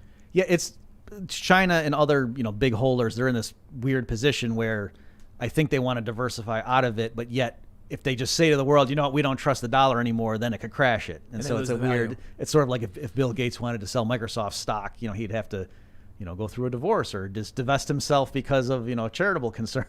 So there was a lot of people say that's why he did it. Correct me if I'm wrong, but there was a time when, in order to expand the money supply, they had to find more gold. When they were making gold coins and silver, they were like, if you don't have the materials to make it, you can't make it. Right. So I'm sure everybody is vaguely aware of the gold standard and how Nixon ended. But actually, to me, the really cool period was with the constitutional founding, the late 1780s up through right before the Civil War. The U.S. federal government did not issue paper dollars. What they did is they said, if you want dollars, you have to bring in a certain amount of raw gold or silver, and we will stamp them at U.S. mints into coins that say $20 or $1 if it's silver. Yeah. And so the public, in a sense, determined the quantity of dollars in existence based on those legal rate. They announced the ratios, of course. It was basically like the government was certifying this was the true and correct weight. Exactly right. So the money was gold and silver, and that's how Mises and other economists of the time thought of it. Like they thought money and gold and silver were the actual money. And you're right, the government all it was. Doesn't the doing Constitution was say certifying. that? Right. So that's the thing too. Like it gave the government the authority to coin money.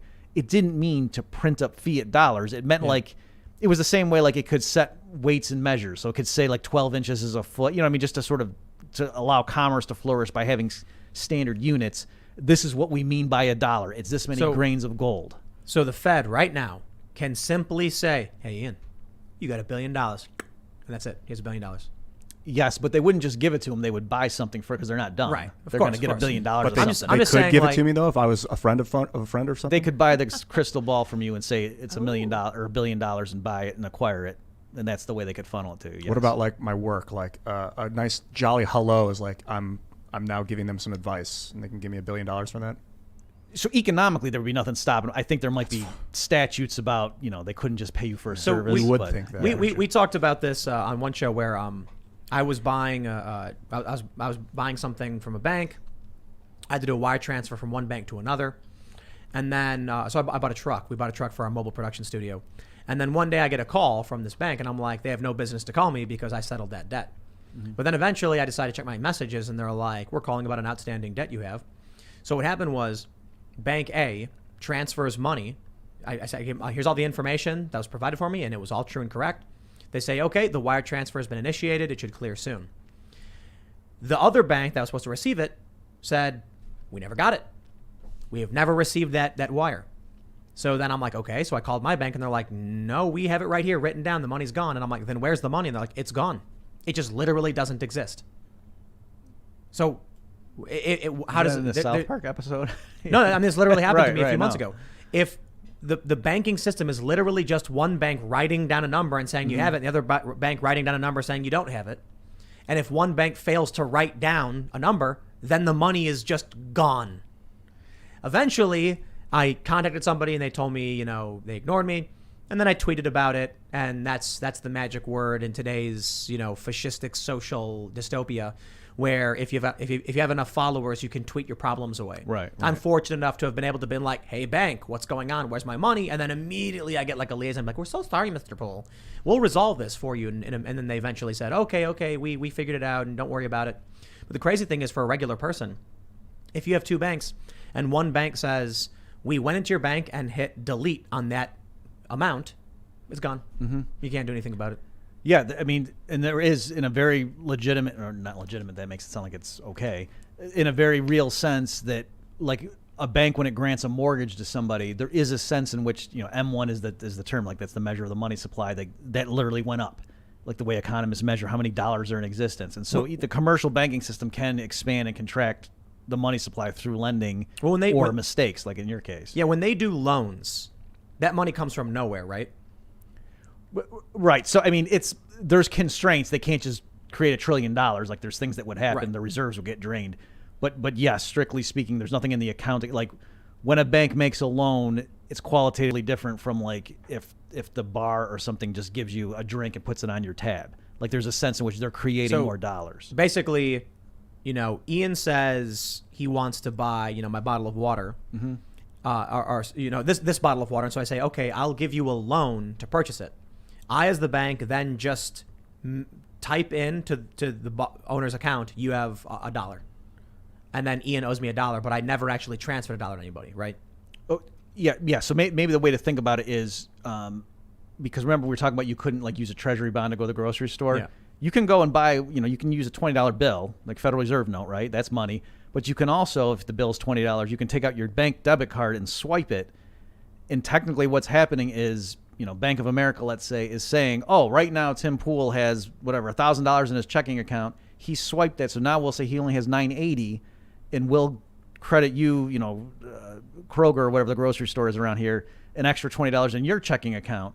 Yeah. And so you're right. But that's a checking account. Right. But I'm saying that no, they didn't need to do anything. Like, it's just on their computer.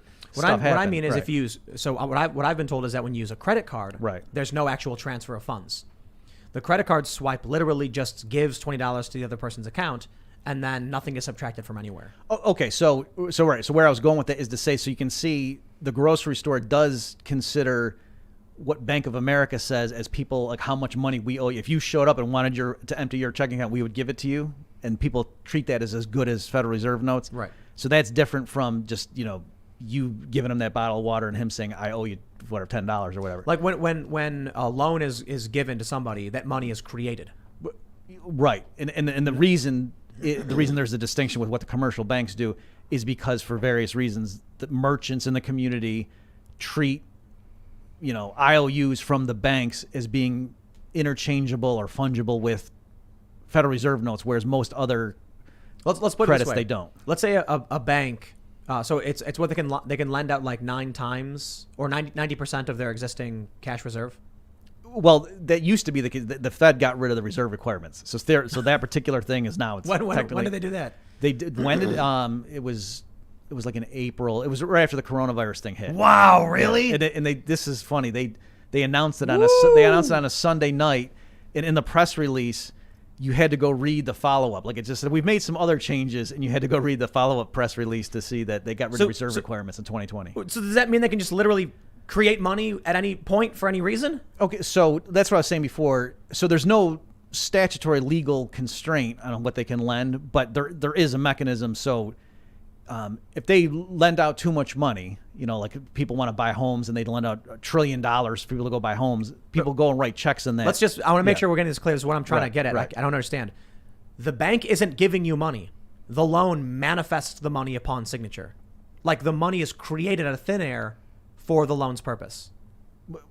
Right. Okay.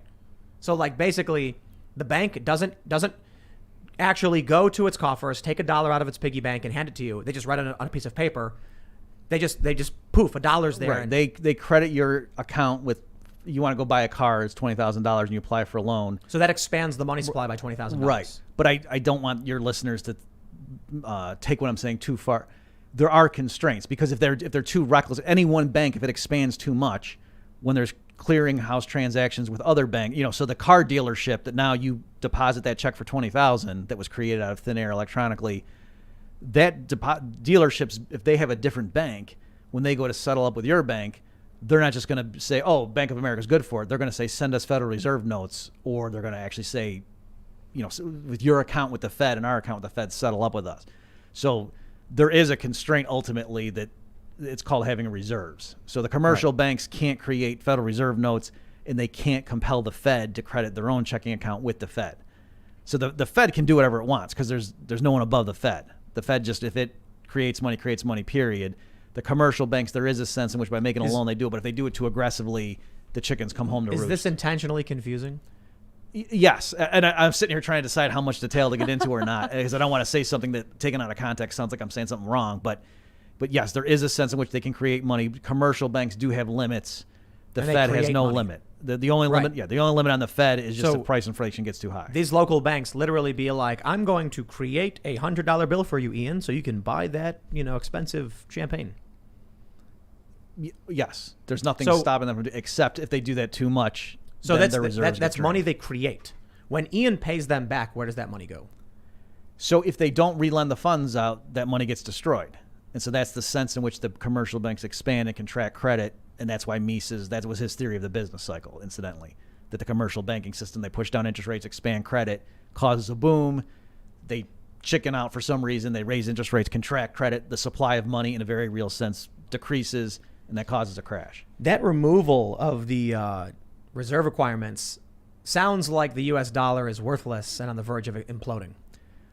So I'm surprised more people didn't notice it and make a big deal out of it. And it's part of the reason they didn't is because since the 2008 financial crisis with all the rounds of QE, as you may know, the banks were just sitting on excess reserves. Like they had money pumped in by the Fed, and then they didn't lend out, like you said, like the 10 times multiple they normally could have. And so when the Fed got rid of those reserve requirements, it didn't change any of the legal obligations. In other words, the banks already were well above what the requirements were. So getting rid of the reserves didn't constrain them. But you're right. So some other countries don't have reserve requirements too. So it's not like this is the one country where that's the case. Yeah, but it is the petrodollar country. Yeah, but it is. You're right. I was alarmed by it. And like I said, the way the Fed... I'm buying more Bitcoin. They did it on a Sunday night, and it was under the radar. And so the announcement... They also removed the limits on savings accounts, converting them into checking accounts, basically. Is that what happened? Right. Yep. What does that mean exactly? Well, you could explain it. I'm not going to... So they made a change where I believe before it was, if you had it was technically a savings account, you could only move money from that into your checking account 6 times per month, and they got rid of that rule so that there's really in practice now no distinction between checking and savings accounts. Basically savings were like considered not in the money supply because you have a limit, 6 transactions per month from savings to checking. And it was supposed to be that savings, higher interest, and you put it in savings. Then they said no more, which means all of a sudden the money supply exploded. And everyone's looking, you've seen the M1 money stock just skyrocket. And everyone's like, you got to understand, Tim. This is funny. They were like, you're misunderstanding this. It's not an explosion in the money supply. They just changed the way they describe checking and savings. And I'm like, yo, they just said to extract your savings like it's your checking. That is an explosion in the money supply. And it's extremely bad news for this country. To flat out say, hey, everybody, your savings, start spending it like it's all you got. It's basically them saying like, oh, yeah, we're imploding. And you can take like $1 million in your checking account and at the end of the month, move it into savings, get the interest, and then move it back? Well, if you did do that, you'd only get it for the brief time you had it in there. You know what I mean? But that's right. So let me just give you my take on that. So just for the people that listening, so M1 is one measure that includes checking accounts but not savings accounts. M2 included savings accounts. And so you're right. If you look at graphs, it's going along. And then in 2020, all of a sudden, M1 goes through the roof. And so people were alarmed. And then you're right. The apologists for the Fed was like, oh, you right-wing nut jobs, whatever. You're always freaking out. it's just a statistical, a redefinition.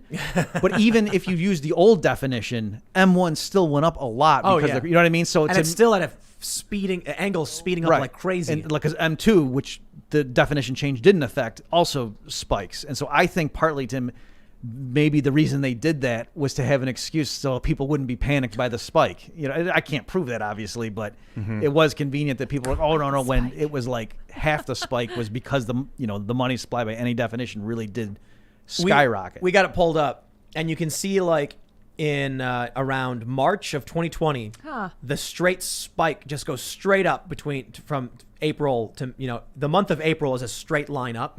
And they're like, the rules were changed and how we describe things.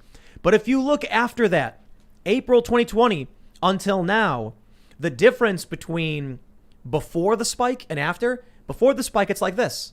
After the spike, it's like that. I mean, you guys can see it. You don't need me to use my hand, but it's like it's slowly going up, major spike, and then it's skyrocketing after the rule change. And are you looking at M1? Yeah. If you pull up M2, I don't know if you're Fred or what you're looking at, but M2 is not affected by the definition change. And so you can see M2 also spiked in April 2020 to show this isn't just a definition change. They really did pump in a bunch of money. It's not as pronounced in M2, but you can see there is a spike, and you can see that from then till now, it is increasing. The money supply is increasing faster than it was beforehand. Right. So there's the one shift, like you're saying, and the rate of increase. I didn't know about that fraction, that reserve restriction removal. It was right all in the same time period where they started doing that. If I had known that, I would have bought way more Bitcoin. And also, like, the Fed started buying stocks. Like they did a lot of stuff because everyone's freaking out about coronavirus, and so the Fed got no one's paying attention. Right. Wow. I'm not going to give anyone financial advice, but I keep, we've been expanding the business, and my attitude is like hire people, expand our facilities, get more equipment, and people are like, don't you want to there are questions about how fast we should be trying to expand and what we should be trying to build, and I'm like, look, I'm not going to sit around on this stuff when inflation's as high as it is. We're like, we had Max Kaiser on the show, and he said real inflation's probably closer to 14%. Do you have any opinions on the inflation rate in that capacity? I mean, this is anecdotal, but when I go to the grocery store now, and I'm not talking Whole Foods, I mean just like Walmart and whatever, I can't get out of there without spending $200. I'm not even buying meat. Dude, it's so bad. We went to the grocery store the other day, and we filled up our cart, and the final bill was like 30% higher than it was a few months ago. And I was just like, whoa. And I'm like, I'm looking at the receipt, like, what happened? Yeah. But, anyway. And also, they're doing tricks, too, with, like, the packaging. Like, you're not getting as much Cheerios in your box as you used to. Oh, they're getting smaller. And the cardboard is thinner, if you've noticed that. Like, they're doing all sorts of things. Right now, I'm just saying, like, the last thing I want to be holding on to is U.S. dollars. So I bought, some crypto. We're just making sure that we're not sitting on the money and we're expanding the business. It's like, I don't want just money sitting in the bank. Now, we're going to make sure we have the right cameras, the right microphones. We're looking at we just hired someone, we hired another person today to help us expand and produce more content and make things go faster. There's a period in my life where I'm like, I was always very much just save. Now it's like, get off dollars, invest it in something else. We got to be careful about hiring because we're going to need to pay them more eventually, because the inflation isn't gonna cap like the land that you get or the cameras. That's good, but people next year are going to need to be paid 20 or 30%. And will need to be paid more to cover their costs too. Right. So I'm saying, like, instead of just holding on to, I mean, I don't know if this is did Minds make a public announcement recently? I don't want to say anything. It's not public. I don't know to be honest. Okay, then Bill would know. Yeah. So, but there's a lot of companies that are announcing they're getting off fiat. Oh yeah. 25% is now. They went 25% of their balance sheet. Balance sheet is now in crypto. Wow. I think you're going to see way more of that. And they're like, China's banning crypto. I'm like, shut up. They ban crypto every other month. They started a cryptocurrency and then banned all the other ones. Yep. Nice. The U.S. has got its plans for its coin or whatever. I don't know. I don't think, all of these ultra millionaires and billionaires who have bought into Bitcoin are planning on losing it. Right. Especially overnight. So whenever these stories come out, it's always the poor people who sell off their cryptocurrencies. I'm not giving any advice. You do whatever you want to do. I'm just saying The last thing I want to be sitting on is fiat currency. We want to hold things that will be good investments and hedge against we're in a death spiral as far as I can tell. Hey, just to clarify, did China actually, they started a central cryptocurrency? Yeah, I read that, but I didn't go deeply into I fact didn't checking go it. deep into it. I saw it. Someone was like, that's why they made it illegal. I don't know, man. What is legal? What does that even mean without anymore? giving advice to anybody, just what are your personal opinions on the state of the U.S. dollar? Sure. So I should admit this, that I was very worried after the financial crisis in 2008, and so I was going around in my role like affiliated with the Mises Institute and just in general as an economist, and I was warning people about the stuff we were talking about, like how the banks create fractional reserve and so forth, and I thought we were going to see higher consumer price inflation earlier. And so I even, I had a public wager with another comment and I lost that. And guys Paul Krugman were running victory laps making fun of me. And so if you mentioned Wikipedia, my Wikipedia entry is like, I was born, I lost that price inflation bet. And then, maybe now I'll be on Tim Pool's show. That'll be the three things that they mentioned in my life. But, I'm going to say, well, I think the rest of the world investors were just misanticipated. Like I do think the dollar is going to crash in our lifetime for sure. I think it's going to be a lot sooner than that. Just because every time a crisis hits now, their solution is they throw trillions of new dollars at it. And so unless they stop doing that, I think it's, and like I said, we've seen it now with our own eyes. Like it was kind of weird. And, guys like me were, people were calling us Chicken Littles and whatnot. And so I sort of was mute about it for a while because it didn't come when I thought it was going to. But at this point, clearly prices are rising rapidly around the country. If beginning of last year, you bought steel, chlorine, cars, computer chips, cryptocurrency, you'd be set for life. I mean, if you bought Bitcoin last year, like beginning of last year, you said, I'm going to put all my money in it, right now, you would never have to work again. Like the amount that it's gone up since then is absolutely insane. Mm-hmm. Have you studied debt recall at all? Like the history of it over the millennia? I think the ancient Greece had a debt recall. Do you mean like where they just reset everything? Is that what you're saying? I mean, I haven't studied it. In the Bible, yeah. Where they're like, bring us all of your dinars, like and then Jubilee, we're gonna, like every 50 years Jubilee in the Bible and stuff. Yeah. Like, is that what? I mean, inevitably, I'm looking at this like it just is like I'm staring at a big pink elephant, and it is that this fiat system is going to crash. Right. So to me, I think that's partly tied in with this whole Great Reset and everything. Like, I think the people running this system know that they're kind of pushing it to the limit, and that's why they're trying to get ahead of it. And this is going to happen, and then they have things in the wings that they're going to bring in to replace the dollar. Is what I think ultimately is going to come down. Like they'll use BlackRock and then seize all of BlackRock's assets, and then they'll have all the land, and then they'll start renting it out to people for cheap or just for their slave labor or something. I mean, I don't know about those particular details, but yes, I think they do want to move to a society where there's a few, multi-trillion at that point dollar companies in league with powerful states, and and they kind of own all the real estate and whatnot, and everybody else is like a serf, like we said, and so they're and they probably won't use U.S. dollars at that point. Yeah, you'll get a little book, you'll get an app, and the app will be like, "Did you get your loaf of bread this week?" And you'll go to the store and you'll scan your phone. By the way, to me, another thing I see is like they're trying to get everyone off cash.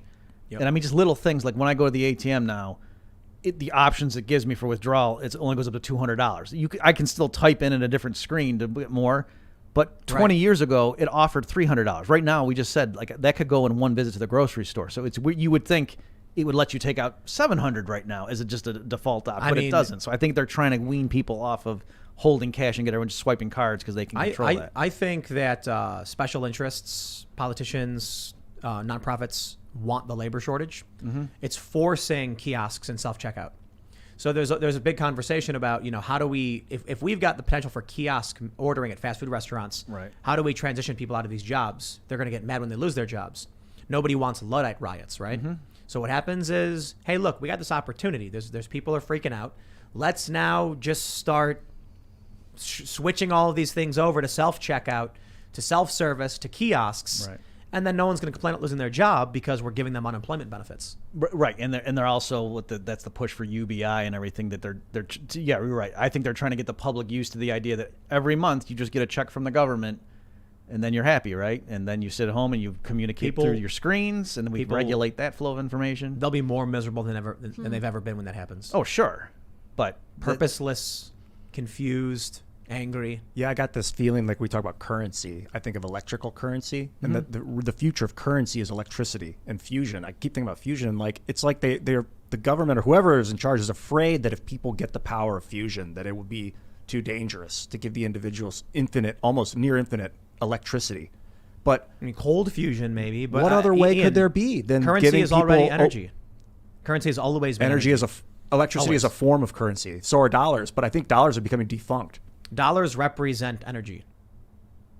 They don't represent anything anymore. No, they represent energy. They used to represent gold and silver. For one, the U.S. dollar is backed sort of by oil. It's the petrodollar, but it's also it's currency and value has always been the energy to that someone needs for some kind of outcome. So initially we had wood, we had coal, we had all these different various forms of energy. When we would trade with someone, we want them to exert their energy towards us for some reason. So when you say the future of currency is electricity, I'm like, we already have the petrodollar. It's already, very much so about fossil fuels to power all of our machines and all of our systems. So already energy is backing our currency. But oil's heavy. So like if I was like, hey neighborhood, I want some food. I'll give you some of my electricity so you can power your house and heat your home. Like those are things that really matter. Having electricity, having heating. Like petroleum for heating your house? But it's heavy. You can't. That's why we developed money in the first place. How do we make electricity? There's lots of ways to make electricity. What's the principal way we make electricity? I don't know. You'd have to get there's lots of ways. But coal. You burn stuff. That's one way to do it. The principal way we get electricity is coal. We burn coal and other fuels and now natural gas to pressurize systems. So yeah, you're saying it's heavy, but electricity is actually the after product of the fossil fuels. So yes, my point is that the fossil fuels generate electricity. Electricity is already partly, but it's more than just that. Combustion, kinetic energy. We convert fuels into motion. That's just too heavy to use as currency, though. That's the problem with it. You need lightweight. That's why we developed digital currency. That's why we developed paper or cotton dollars, because you can carry it around. Electricity is extremely difficult to move and store. I know. Right now it is batteries, and I think that's intentional. I don't want to go down the conspiracy route, but I think that this stuff's being suppressed because they want to limit the power of the individual.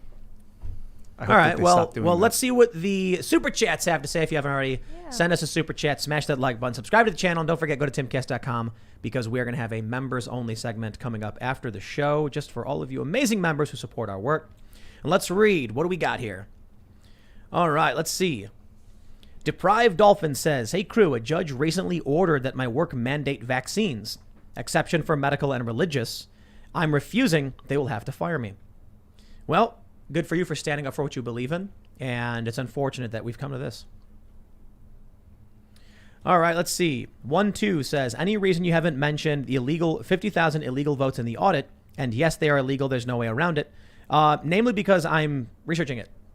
People were like, Tim's not going to talk about it. Well, look, man, I'm not going to take any bold claims and just outright read, like, here's what it said. I need to actually talk to some people. It's not something I can easily do, especially to be, to be fair.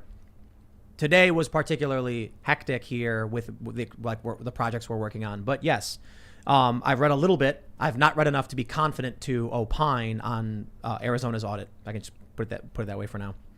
But I'd like to actually get maybe Bannon to come back or something, and then we would do like a podcast episode at timcast.com. I've had Matt Brainerd on the show. We've had Steve Bannon on the show. We put that stuff on timcast.com where you guys are able to see it uninterrupted and unimpeded. YouTube is a minefield, but at the very least, YouTube provides that bridge from YouTube to the website and to other outlets so that the information still persists in the ecosystem. All right. B. Anderson says, Tim, you said something in your earlier segment saying along the lines of, they are not going to ask for help, then filter out the ones they don't want. That's not entirely true. Beggars are being choosers. I'm not sure what you were referring to. Beverly Baum says, I love you guys, but I miss Luke. Luke was on his way here when he suffered an unfortunate trucking accident. Oh, jeez. No, I don't know exactly what happened. Terrible. He was just like, hey, I'll be there Saturday. Then he said he couldn't make it because he was having car trouble. So Luke will be returning, and it's perfect timing too because we are really close to the new studio being done. The construction is almost entirely done. We just need to set up the supports for the table. Once we do that, though, then we've got to do the camera positioning. We're gonna have like wall-mounted cameras. It's gonna be really, really awesome. The lighting is amazing. I don't know if you guys have watched the vlog, but the lighting is a ring of LED lights around the ceiling, so it's like perfectly lit. It's amazing. All right, let's see. What do we got here? John Eakin says, how would you feel about dropping the business tax rate from 25% to 5% if companies evenly distribute the other 20% among its employees? Eliminate tax deductions, and if companies don't, then their tax rate would be 30% and make Social Security opt-in. Did you catch all that? Yeah, I mean, I would like to make the business tax rate 0%. And so, but if he's given options to lower it. As far as Social Security, yeah, I have a whole article. People Google, Robert Murphy Social Security reform. I think you can find it.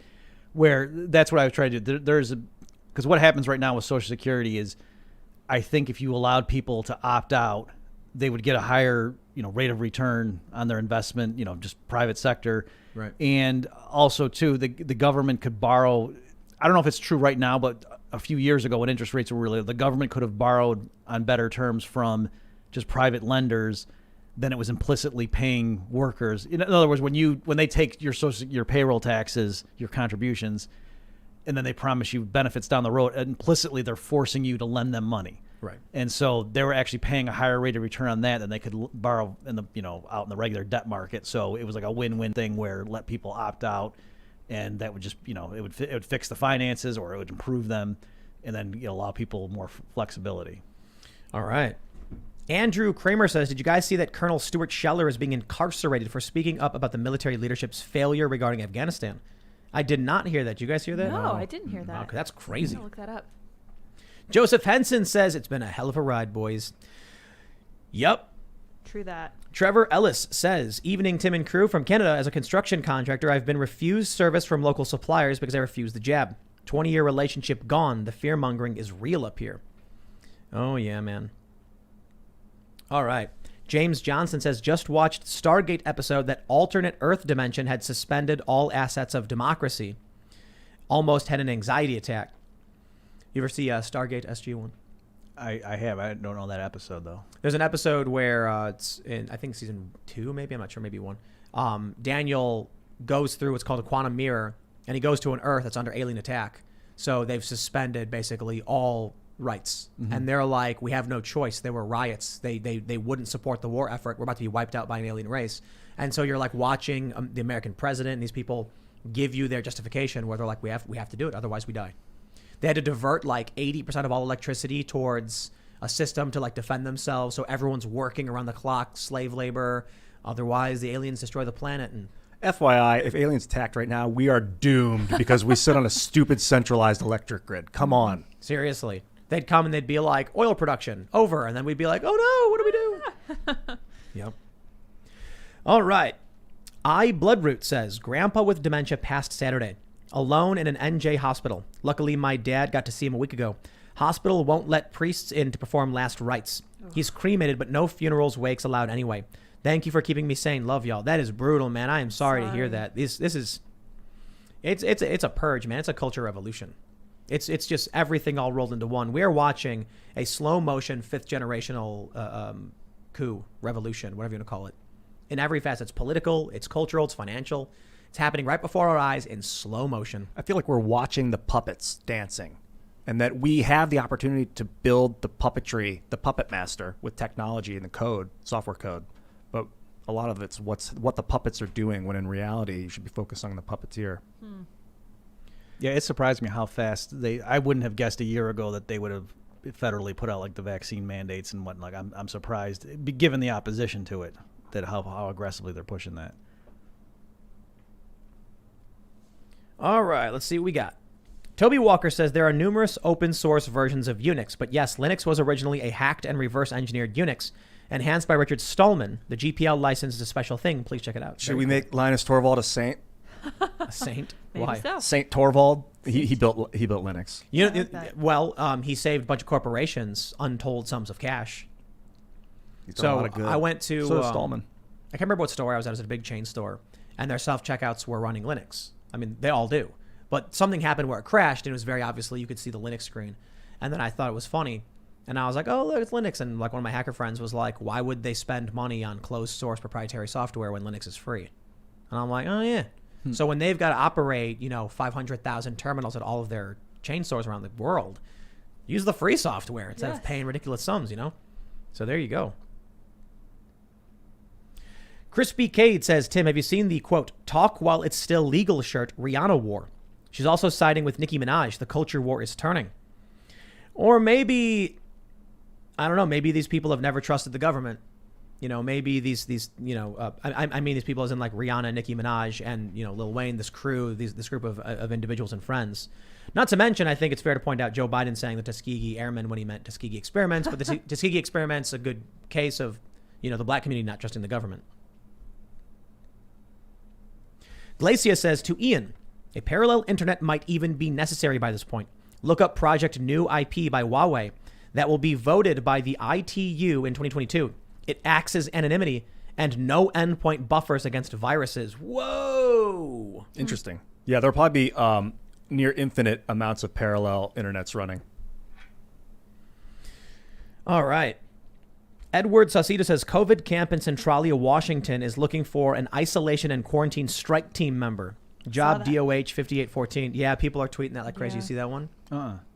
It's like a job opening for a isolation and quarantine strike team member. I didn't look it up, but All right, let's see. Andrew Broswell says, your impressive top-tier Austro-Libertarian podcaster collection is nearly complete. Now that you've had Bob Malice, Dave Smith, Peter Quinones, and Scott Horton on, the only person you're missing is the heroic Tom Woods. I knew it. All right, call him up. We'll have to get him. Have you guys been in a room together, all you guys? That'd be fun, yeah. No, we thought it'd be too dangerous for the Liberty Movement. So. Yeah, yeah. It's how they fly the president and vice president separately, exactly, right? Yep. You can't have them all in the same place. All right, let's see. Track Media Only says, ask South Korean and Taiwan how separation's been working for them. Then with the U.S. gone, how about Russia has treated borders since USSR broke up? Long-term loss for short-term gain at best. With China waiting, it isn't even that. I'll put it this way. I think the U.S. breaking up is dangerous and terrifying because China just sweeps it and takes whatever they want. So not good in the long run, but what's the alternative? International conflict with China? It's got to be something new that hasn't been thought of yet. Some kind of Messiah-like figure returns, a Superman or a saint figure. Yeah, like the second coming that convinces everyone that they are the second coming. What? We're all fingers of God, man. Okay. What my hope though on that, Tim, is that like we say Texas or other states break away, and then on paper it looks like so now if the U.S. empire falls, China takes over, and that certainly will happen. I think the Chinese will be the people in charge of the 21st century, but like a free Texas, let's say, that it's so productive and that they really are free, the freest country on earth, then that, in other words, the statists underestimate the power of actual freedom. And so on paper, they're like, oh, yeah, go ahead and break away, you idiot. What are you going to do, 30 million people or whatever? But 30 million free people can do a lot more than they realize. Yeah. Turk Longwell says, Tim, Ian doing live searches was a good call. Well, that was entirely Ian. He brought his computer up one day and started searching for stuff. Great. It's good for us and him, LOL. Yeah, that's for sure. Great guest, too, sir. Thanks for all the different perspective. F Sour Patch Kids. Right? What? I win. Oh, yeah. I have more followers than they do. But aren't you a big fan of Sour Patch Kids? I am, so it's kind of hard for me, but You just decided one day to be mean to them? I did, yeah. Stan TOO says, Mr. Murphy, would it be possible for the states to create free trade zones? Is there a way to limit government overreach but still be a pseudo-nation? Okay, so I'm not sure if he's talking about the context of our discussion of secession. So clearly, like if like Texas the states break were to apart. break away, then I would tell the Texas government at that point maintain free trade with all the other states, and maybe Washington, to punish them, would not do that. Just like with Brexit, like that was one of the things that the European Union said is, well, if you guys break away, you're not going to have free trade. And then I don't know what the status of that bluff is at this point, but yeah, I mean, as an economist, free trade standard, that's one of the things that made the U.S. so productive and rich, was that internally it was a giant free trade zone. So if any of these places do break away politically, still have free trade with all, and and relatively open, coming and going. So that's the thing too, to maintain a free society. you're just politically severing. That's the thing. It's not isolationism to say we're going to stop sending our money to Washington. Right. I mean, we're already seeing the country breaking apart with California being like no official travel to any of these places. Right. Drivers in Texas aren't going to be able to deliver goods to New York where there's vaccine mandates because they're not under the same rules unless they get vaccinated. All right. Sonny James says, my sister-in-law, a ADN when the National Guard came in for the pandemic, when they had no staffing shortages, she said they were ineffective, mostly stood around to the point they used them for menial tasks like charting. Civil jobs are just different. All right. Emily Mower says, as someone who has lived my whole life in New Hampshire, Ian needs to shut up about my state. What did you say about her state that was bad? I don't know. Oh, you I called don't them all remember, stupid. yeah. That's right. Yeah, Ian was like, New Hampshire's dumb. And we're like, Ian, stop. I've never been to New Hampshire. I think I've been through New Hampshire. How dare I you, like New Ian. Hampshire a lot, actually. All right. The Raptors Talon with a big old super chat. Thanks. Appreciate it. Says, Ian, I disagree with your options. First, in order to escape the fiat currency, you have to have a lot of it. You have to have a lot of it to work with. Not everyone has that. Second, it's nearly impossible to get the funds to escape the power grid. And third, cryptocurrency, as I understand it, only works in a society that does not have a concept of scarcity. Why is that last point? I'm not sure I understand that last point, though. Cryptocurrency only works in a society that does not have a concept of scarcity? I'm No. not sure. Bitcoin is a scarce resource. Yeah, I don't Right, I think would think we it'd be the other way around. So I Yeah. don't get Yeah. what they're saying. Like that's the whole virtue of Bitcoin is it's absolutely scarce. And there's a whole bunch of different types of crypto. Some, like Dogecoin, slowly grows. Right. Some slowly shrinks. There's what is it? Like, is DeFi? Like, there's a deflationary token that is just, you buy it and then it's guaranteed to deflate. So That's it's hard. the way. That's the way to do it. That seems like a silly reverse kind of. It disincentivizes holding it. That's the key. You want Right. to not hold currency. You want to keep it moving. Well, no, but like a currency that's slowly vanishing becomes more and more valuable. So people will hold it. And you can create more. I No, agree. no. You can't create. That's the point. There's certain tokens they made that slowly burn. Every time a transaction happens, a portion of it gets destroyed, so that over time there's less and less. And if there's a culture building around it and more demand for it, but a shrinking supply, the value goes up. So you could buy one and then wait a year, and then it'll naturally be worth 10 times or something. He's right that what I was saying isn't triage techniques. These things that I said, like getting off the central grid, getting your own food supply. These are like endemic solutions. But as a triage of what to do right now, I don't know. I'm at a loss. If you got, I'm listening. I don't know. I kind of feel like we can sit here and freak out about China and those other countries all day and night, and I think it will be really, really bad. But it just kind of feels to me that the path we're on, there's no exit ramp. Like, Texas is already doing the ATF law thing where they're like, we can do our own suppressors, ATF be damned. New Hampshire is overtly like, we want to secede. Well, a handful of people in New Hampshire. But the Free State Project, very much so. California, I mean, they're banning travel to other states. Already people, like states in this country are like, we don't like you. We don't want to work with you. So if this just continues the same way it's been going, it ultimately just results in states being like, yo, we out. And then what? I think we'll be fine here in the U.S. for some time. But if China becomes, stays on top and begins exerting influence in other states, they'll instantly get influence in the West Coast where they have tremendous pressure. And then they'll slowly start coming in. Europe will be too weak to do anything. And then China becomes the global dominant superpower with military bases everywhere. Let us not forget the cartels. Ed Calderon, shout out last week. Fantastic episode. Go check it out. I highly recommend if you didn't see it yet. But I mean, that's like a government itself. And it's Yeah. right on the border and within our country. All right, see, MCOFKI says, Tigtow, Texans going their own way? That's right. I like it. Kennedy Marine Detailing says, the tyranny Athens imposed on others, it finally imposed on itself. Thucydides. Very interesting. Sarah says, Conch Republic 1982. True secessionist movement in Florida Keys in response to federal government overreach. I don't know anything about it. You guys know anything about what's that? it called? Do you know about it? I don't know about that now. The Conch Republic 1982. No. Logan Culver says, Tim, today I joined you in the 35-year-old camp. Have you watched The Monopoly on Violence yet? Mr. Murphy here is excellent in it. Love you guys. Dave Smith 2024. And then there's I think it's a black flag and a gorilla. Anarchy. Excellent. This here says from ConchRepublic.com, It's a micronation declared as a tongue-in-cheek secession of the city of Key West, Florida, Awesome. from the United States in 1902, and it's been maintained as a tourism booster for the I love city. it. You guys ever hear of Christiania? Uh-uh. It's in Copenhagen. Up in Denmark, yeah. Yeah, it's like the free zone. It's a small little area that doesn't abide by any of the laws or whatever. And I guess you just go in there, and then it says now leaving the EU when you walk in. And I guess the restaurants there don't pay taxes or something. I don't know a whole lot too much about it. I've actually been there several times. Really cool place. Huh. Good French fries, and I think I had schnitzel. I can't remember. But yeah, it's this cool little place. There are people who live there, and it's like secessionist, anarchist community. So it's not tongue-in-cheek. They really don't pay business taxes and whatnot? That's what I was told. Mm-hmm. There's like a skate park there. You can just walk in. It's like they built a skate park, and it's indoor, and you just like go in there and skate. It's fun. And then there's some businesses that operate in there, and my understanding is they just tell the government to screw off. Yeah. Bunch of houses there. Yeah, so I think, you guys are right that it, in practice, probably instead of like a formal vote and referendum, it'll be more just people just not complying with, local people, especially if they're in rural communities, but it's going along with stuff. It's not even, I don't think it'll be conscious. Mm-hmm. I don't think it's going to be one day someone just goes like, you know what, I hereby decide I'm not going to follow. I think one day someone's going to be like, there haven't been any feds coming through our part in a long time. I haven't seen what they do. And you think about it this way, when people just drive cars and they speed.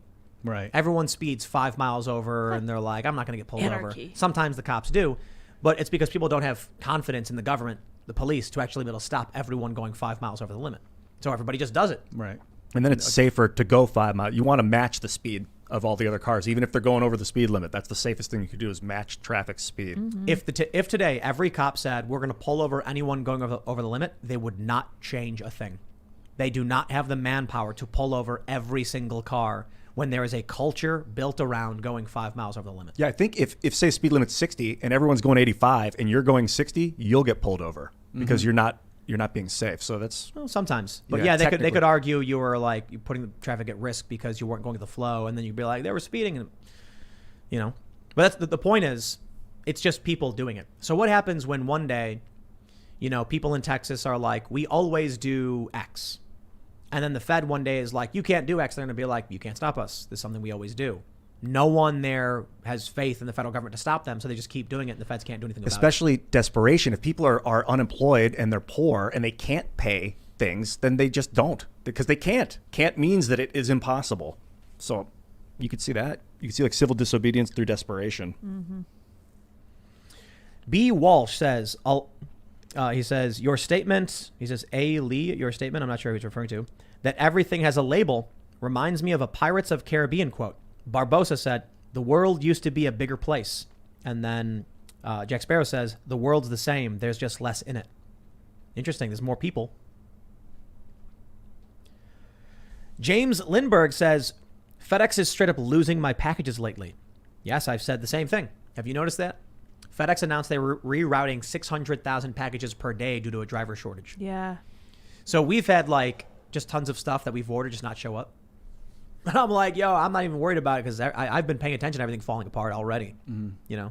So I'm just like, yep, it's to be expected, I guess.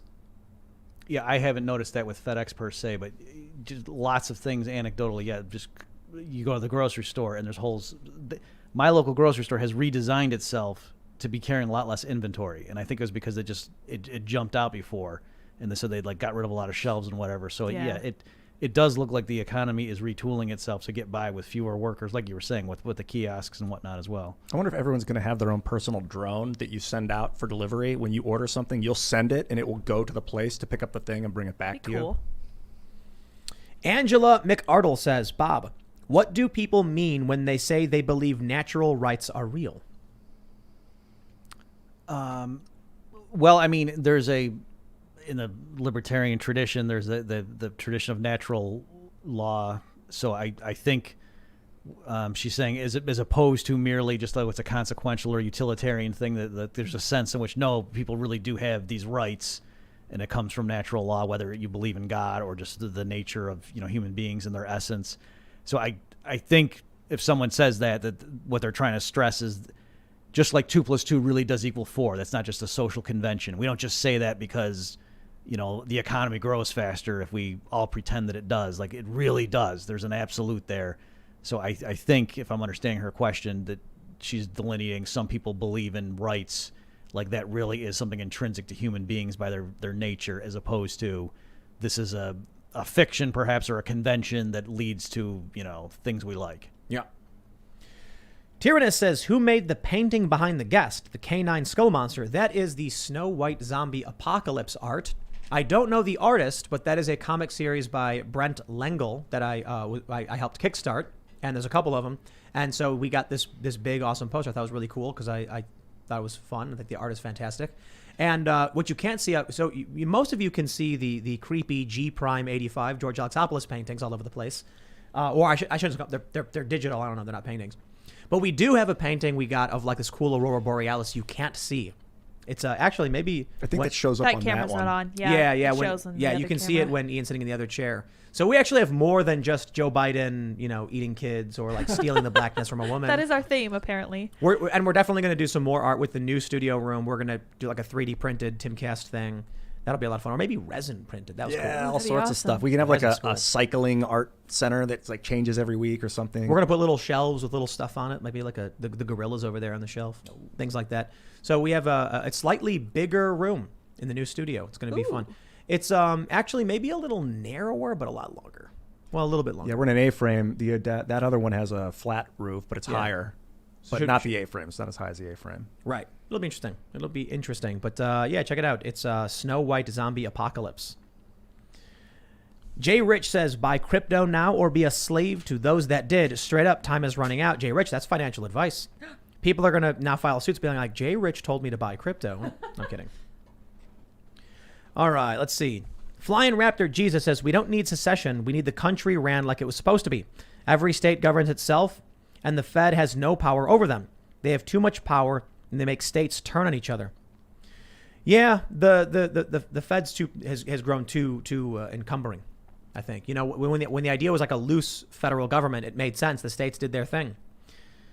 Now it's just, the federal government is basically the country, and no one cares about the states anymore. Yeah, just to give people an anecdote of how much. So that's the thing. Like people when you learn in school like about checks and balances, it's always like the federal level.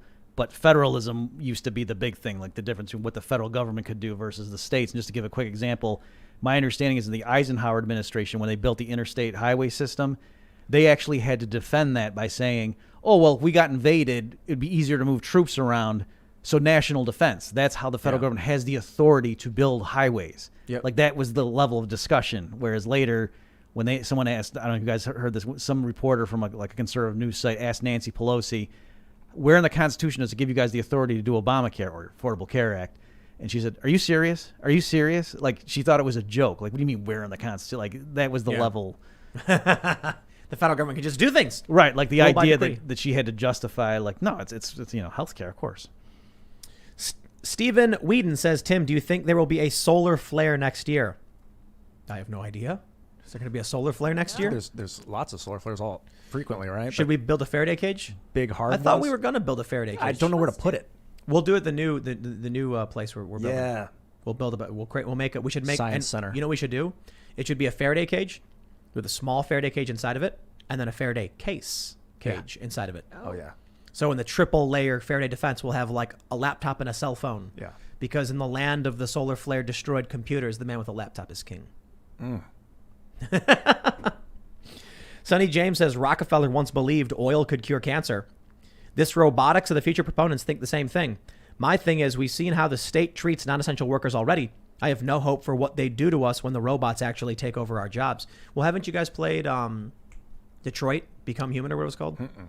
Where like the robots become sentient and then, they're trying to escape. They're being oppressed. All right, let's see. Matthew Hasselhorst says, I told a leftist peer at work about Ed Calderon on your show. He didn't believe the violence is as bad as it is on the border because Ed is on your right-wing show. He says the border is the same under Biden. That's just factually not true. Correct. Yeah, under Trump, it was bad. The worst we'd seen in a long time. I believe it's substantially worse now, and it was worse sooner. Interestingly, under Trump, there was a major spike, seeing some of the worst levels of illegal immigration, but Trump was freaking out about it and trying to stop it. So at the very least, you could say he had that. But with Joe Biden, the surge actually happened earlier, And Joe Biden literally said we should surge the border. The people who want to come should. I mean, that's a quote. We had Alex Jones on the show and he said it and we looked it up. All right, let's see what we got. Wait, what's this? Derek Elwell says, did that guy spend $1,200 on 3 identical super chats? Really? Where? I want to see that. Whoa. I don't know if I see those. I don't know. Not. Yeah, no, that's not true. I think you have incorrect data. That'd be great, though. Everyone give us all of the super chats. Caleb Goforth says, hey, Ian, I'm from the Youngstown, Ohio area. I'm a welder. Would be cool to talk about the big resignation of cops in the area and the Rust Belt in general. Would also like to give perspective on being mixed in America. Interesting. Well, you check the Spin the UFO email, don't you? Yeah, I do. SpinTheUFO at Send it over gmail.com. to me. General show inquiries and That's tips. right. All right. Brandon McN says, Tim, we have to have an open platform solution. I work for one of the big IT providers and they're all having integration difficulties. Interesting. Yeah, Fediverse is something we're working on right now, and it's coming along swimmingly. Nice. I think it's simplicity, too. It's going to be a lot easier to do. It's just about coordinating it at this point. Mm-hmm. All right, let's see. We'll grab a couple more. Jack Straw says, ask Bob to do karaoke in a bonus segment. Do you sing? Yes, I do. Oh, really? Oh. Is that? I thought that was maybe like an inside joke or something, or a.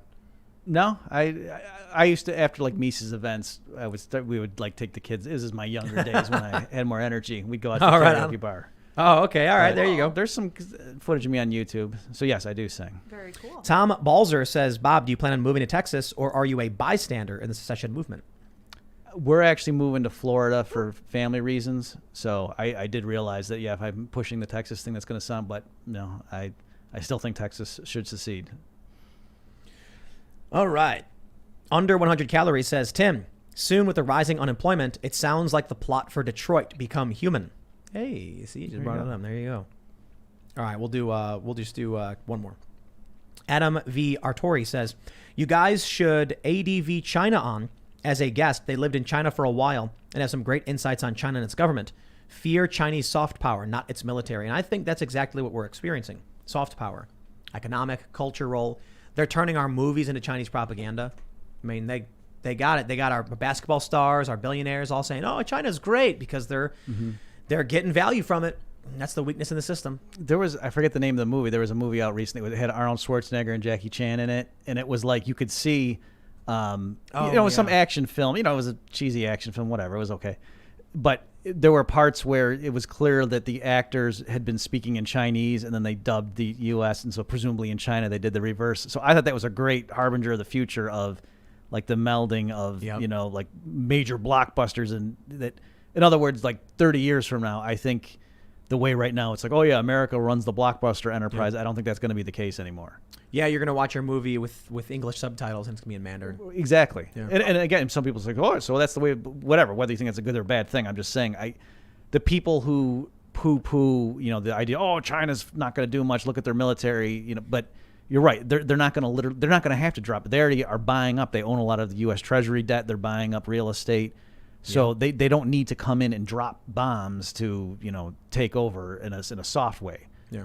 I was thinking that they did this big flex, like, hey, we're going to ban crypto. It didn't even budge the market. Yep. China, this whole Chinese CCP thing. Yeah. All right, everybody. Thanks so much for hanging out. It's been a blast. Make sure you smash that like button. Go to timcast.com, become a member, because not only will we have a segment coming up around 11 or so p.m., but we have a massive library of like hundreds of segments with all of these different guests. Check out the one we did with Alex Jones, because that was like an hour and a half long and it was crazy. And I have no control over that conversation because he is just, he is a gorilla and he controls the conversation. You can follow me personally at Timcast. Subscribe to this channel. You can follow the show at Timcast IRL. Is there anything you want to shout out, Bob? I would just point people to my website, consultingbyrpm.com, and that's where you can get access to all my stuff. Cool. And people can follow you on Twitter? Yep, Bob Murphy Econ. Dude, thanks for coming. Dropping the knowledge. Oh, sure. Thanks. This was a blast. Thanks for having me. Follow me at IanCrossland.net. Ian Crossland everywhere on social media. Thanks. Yeah, I really enjoyed this conversation. I was a lot quieter than usual because a lot of it was way over my head. This is what happens when super smart people come. But you guys are more than welcome to follow me on Twitter at Sour Patch Kids. We will see all of you in the member segment over at timcast.com. Thanks for hanging out. Bye.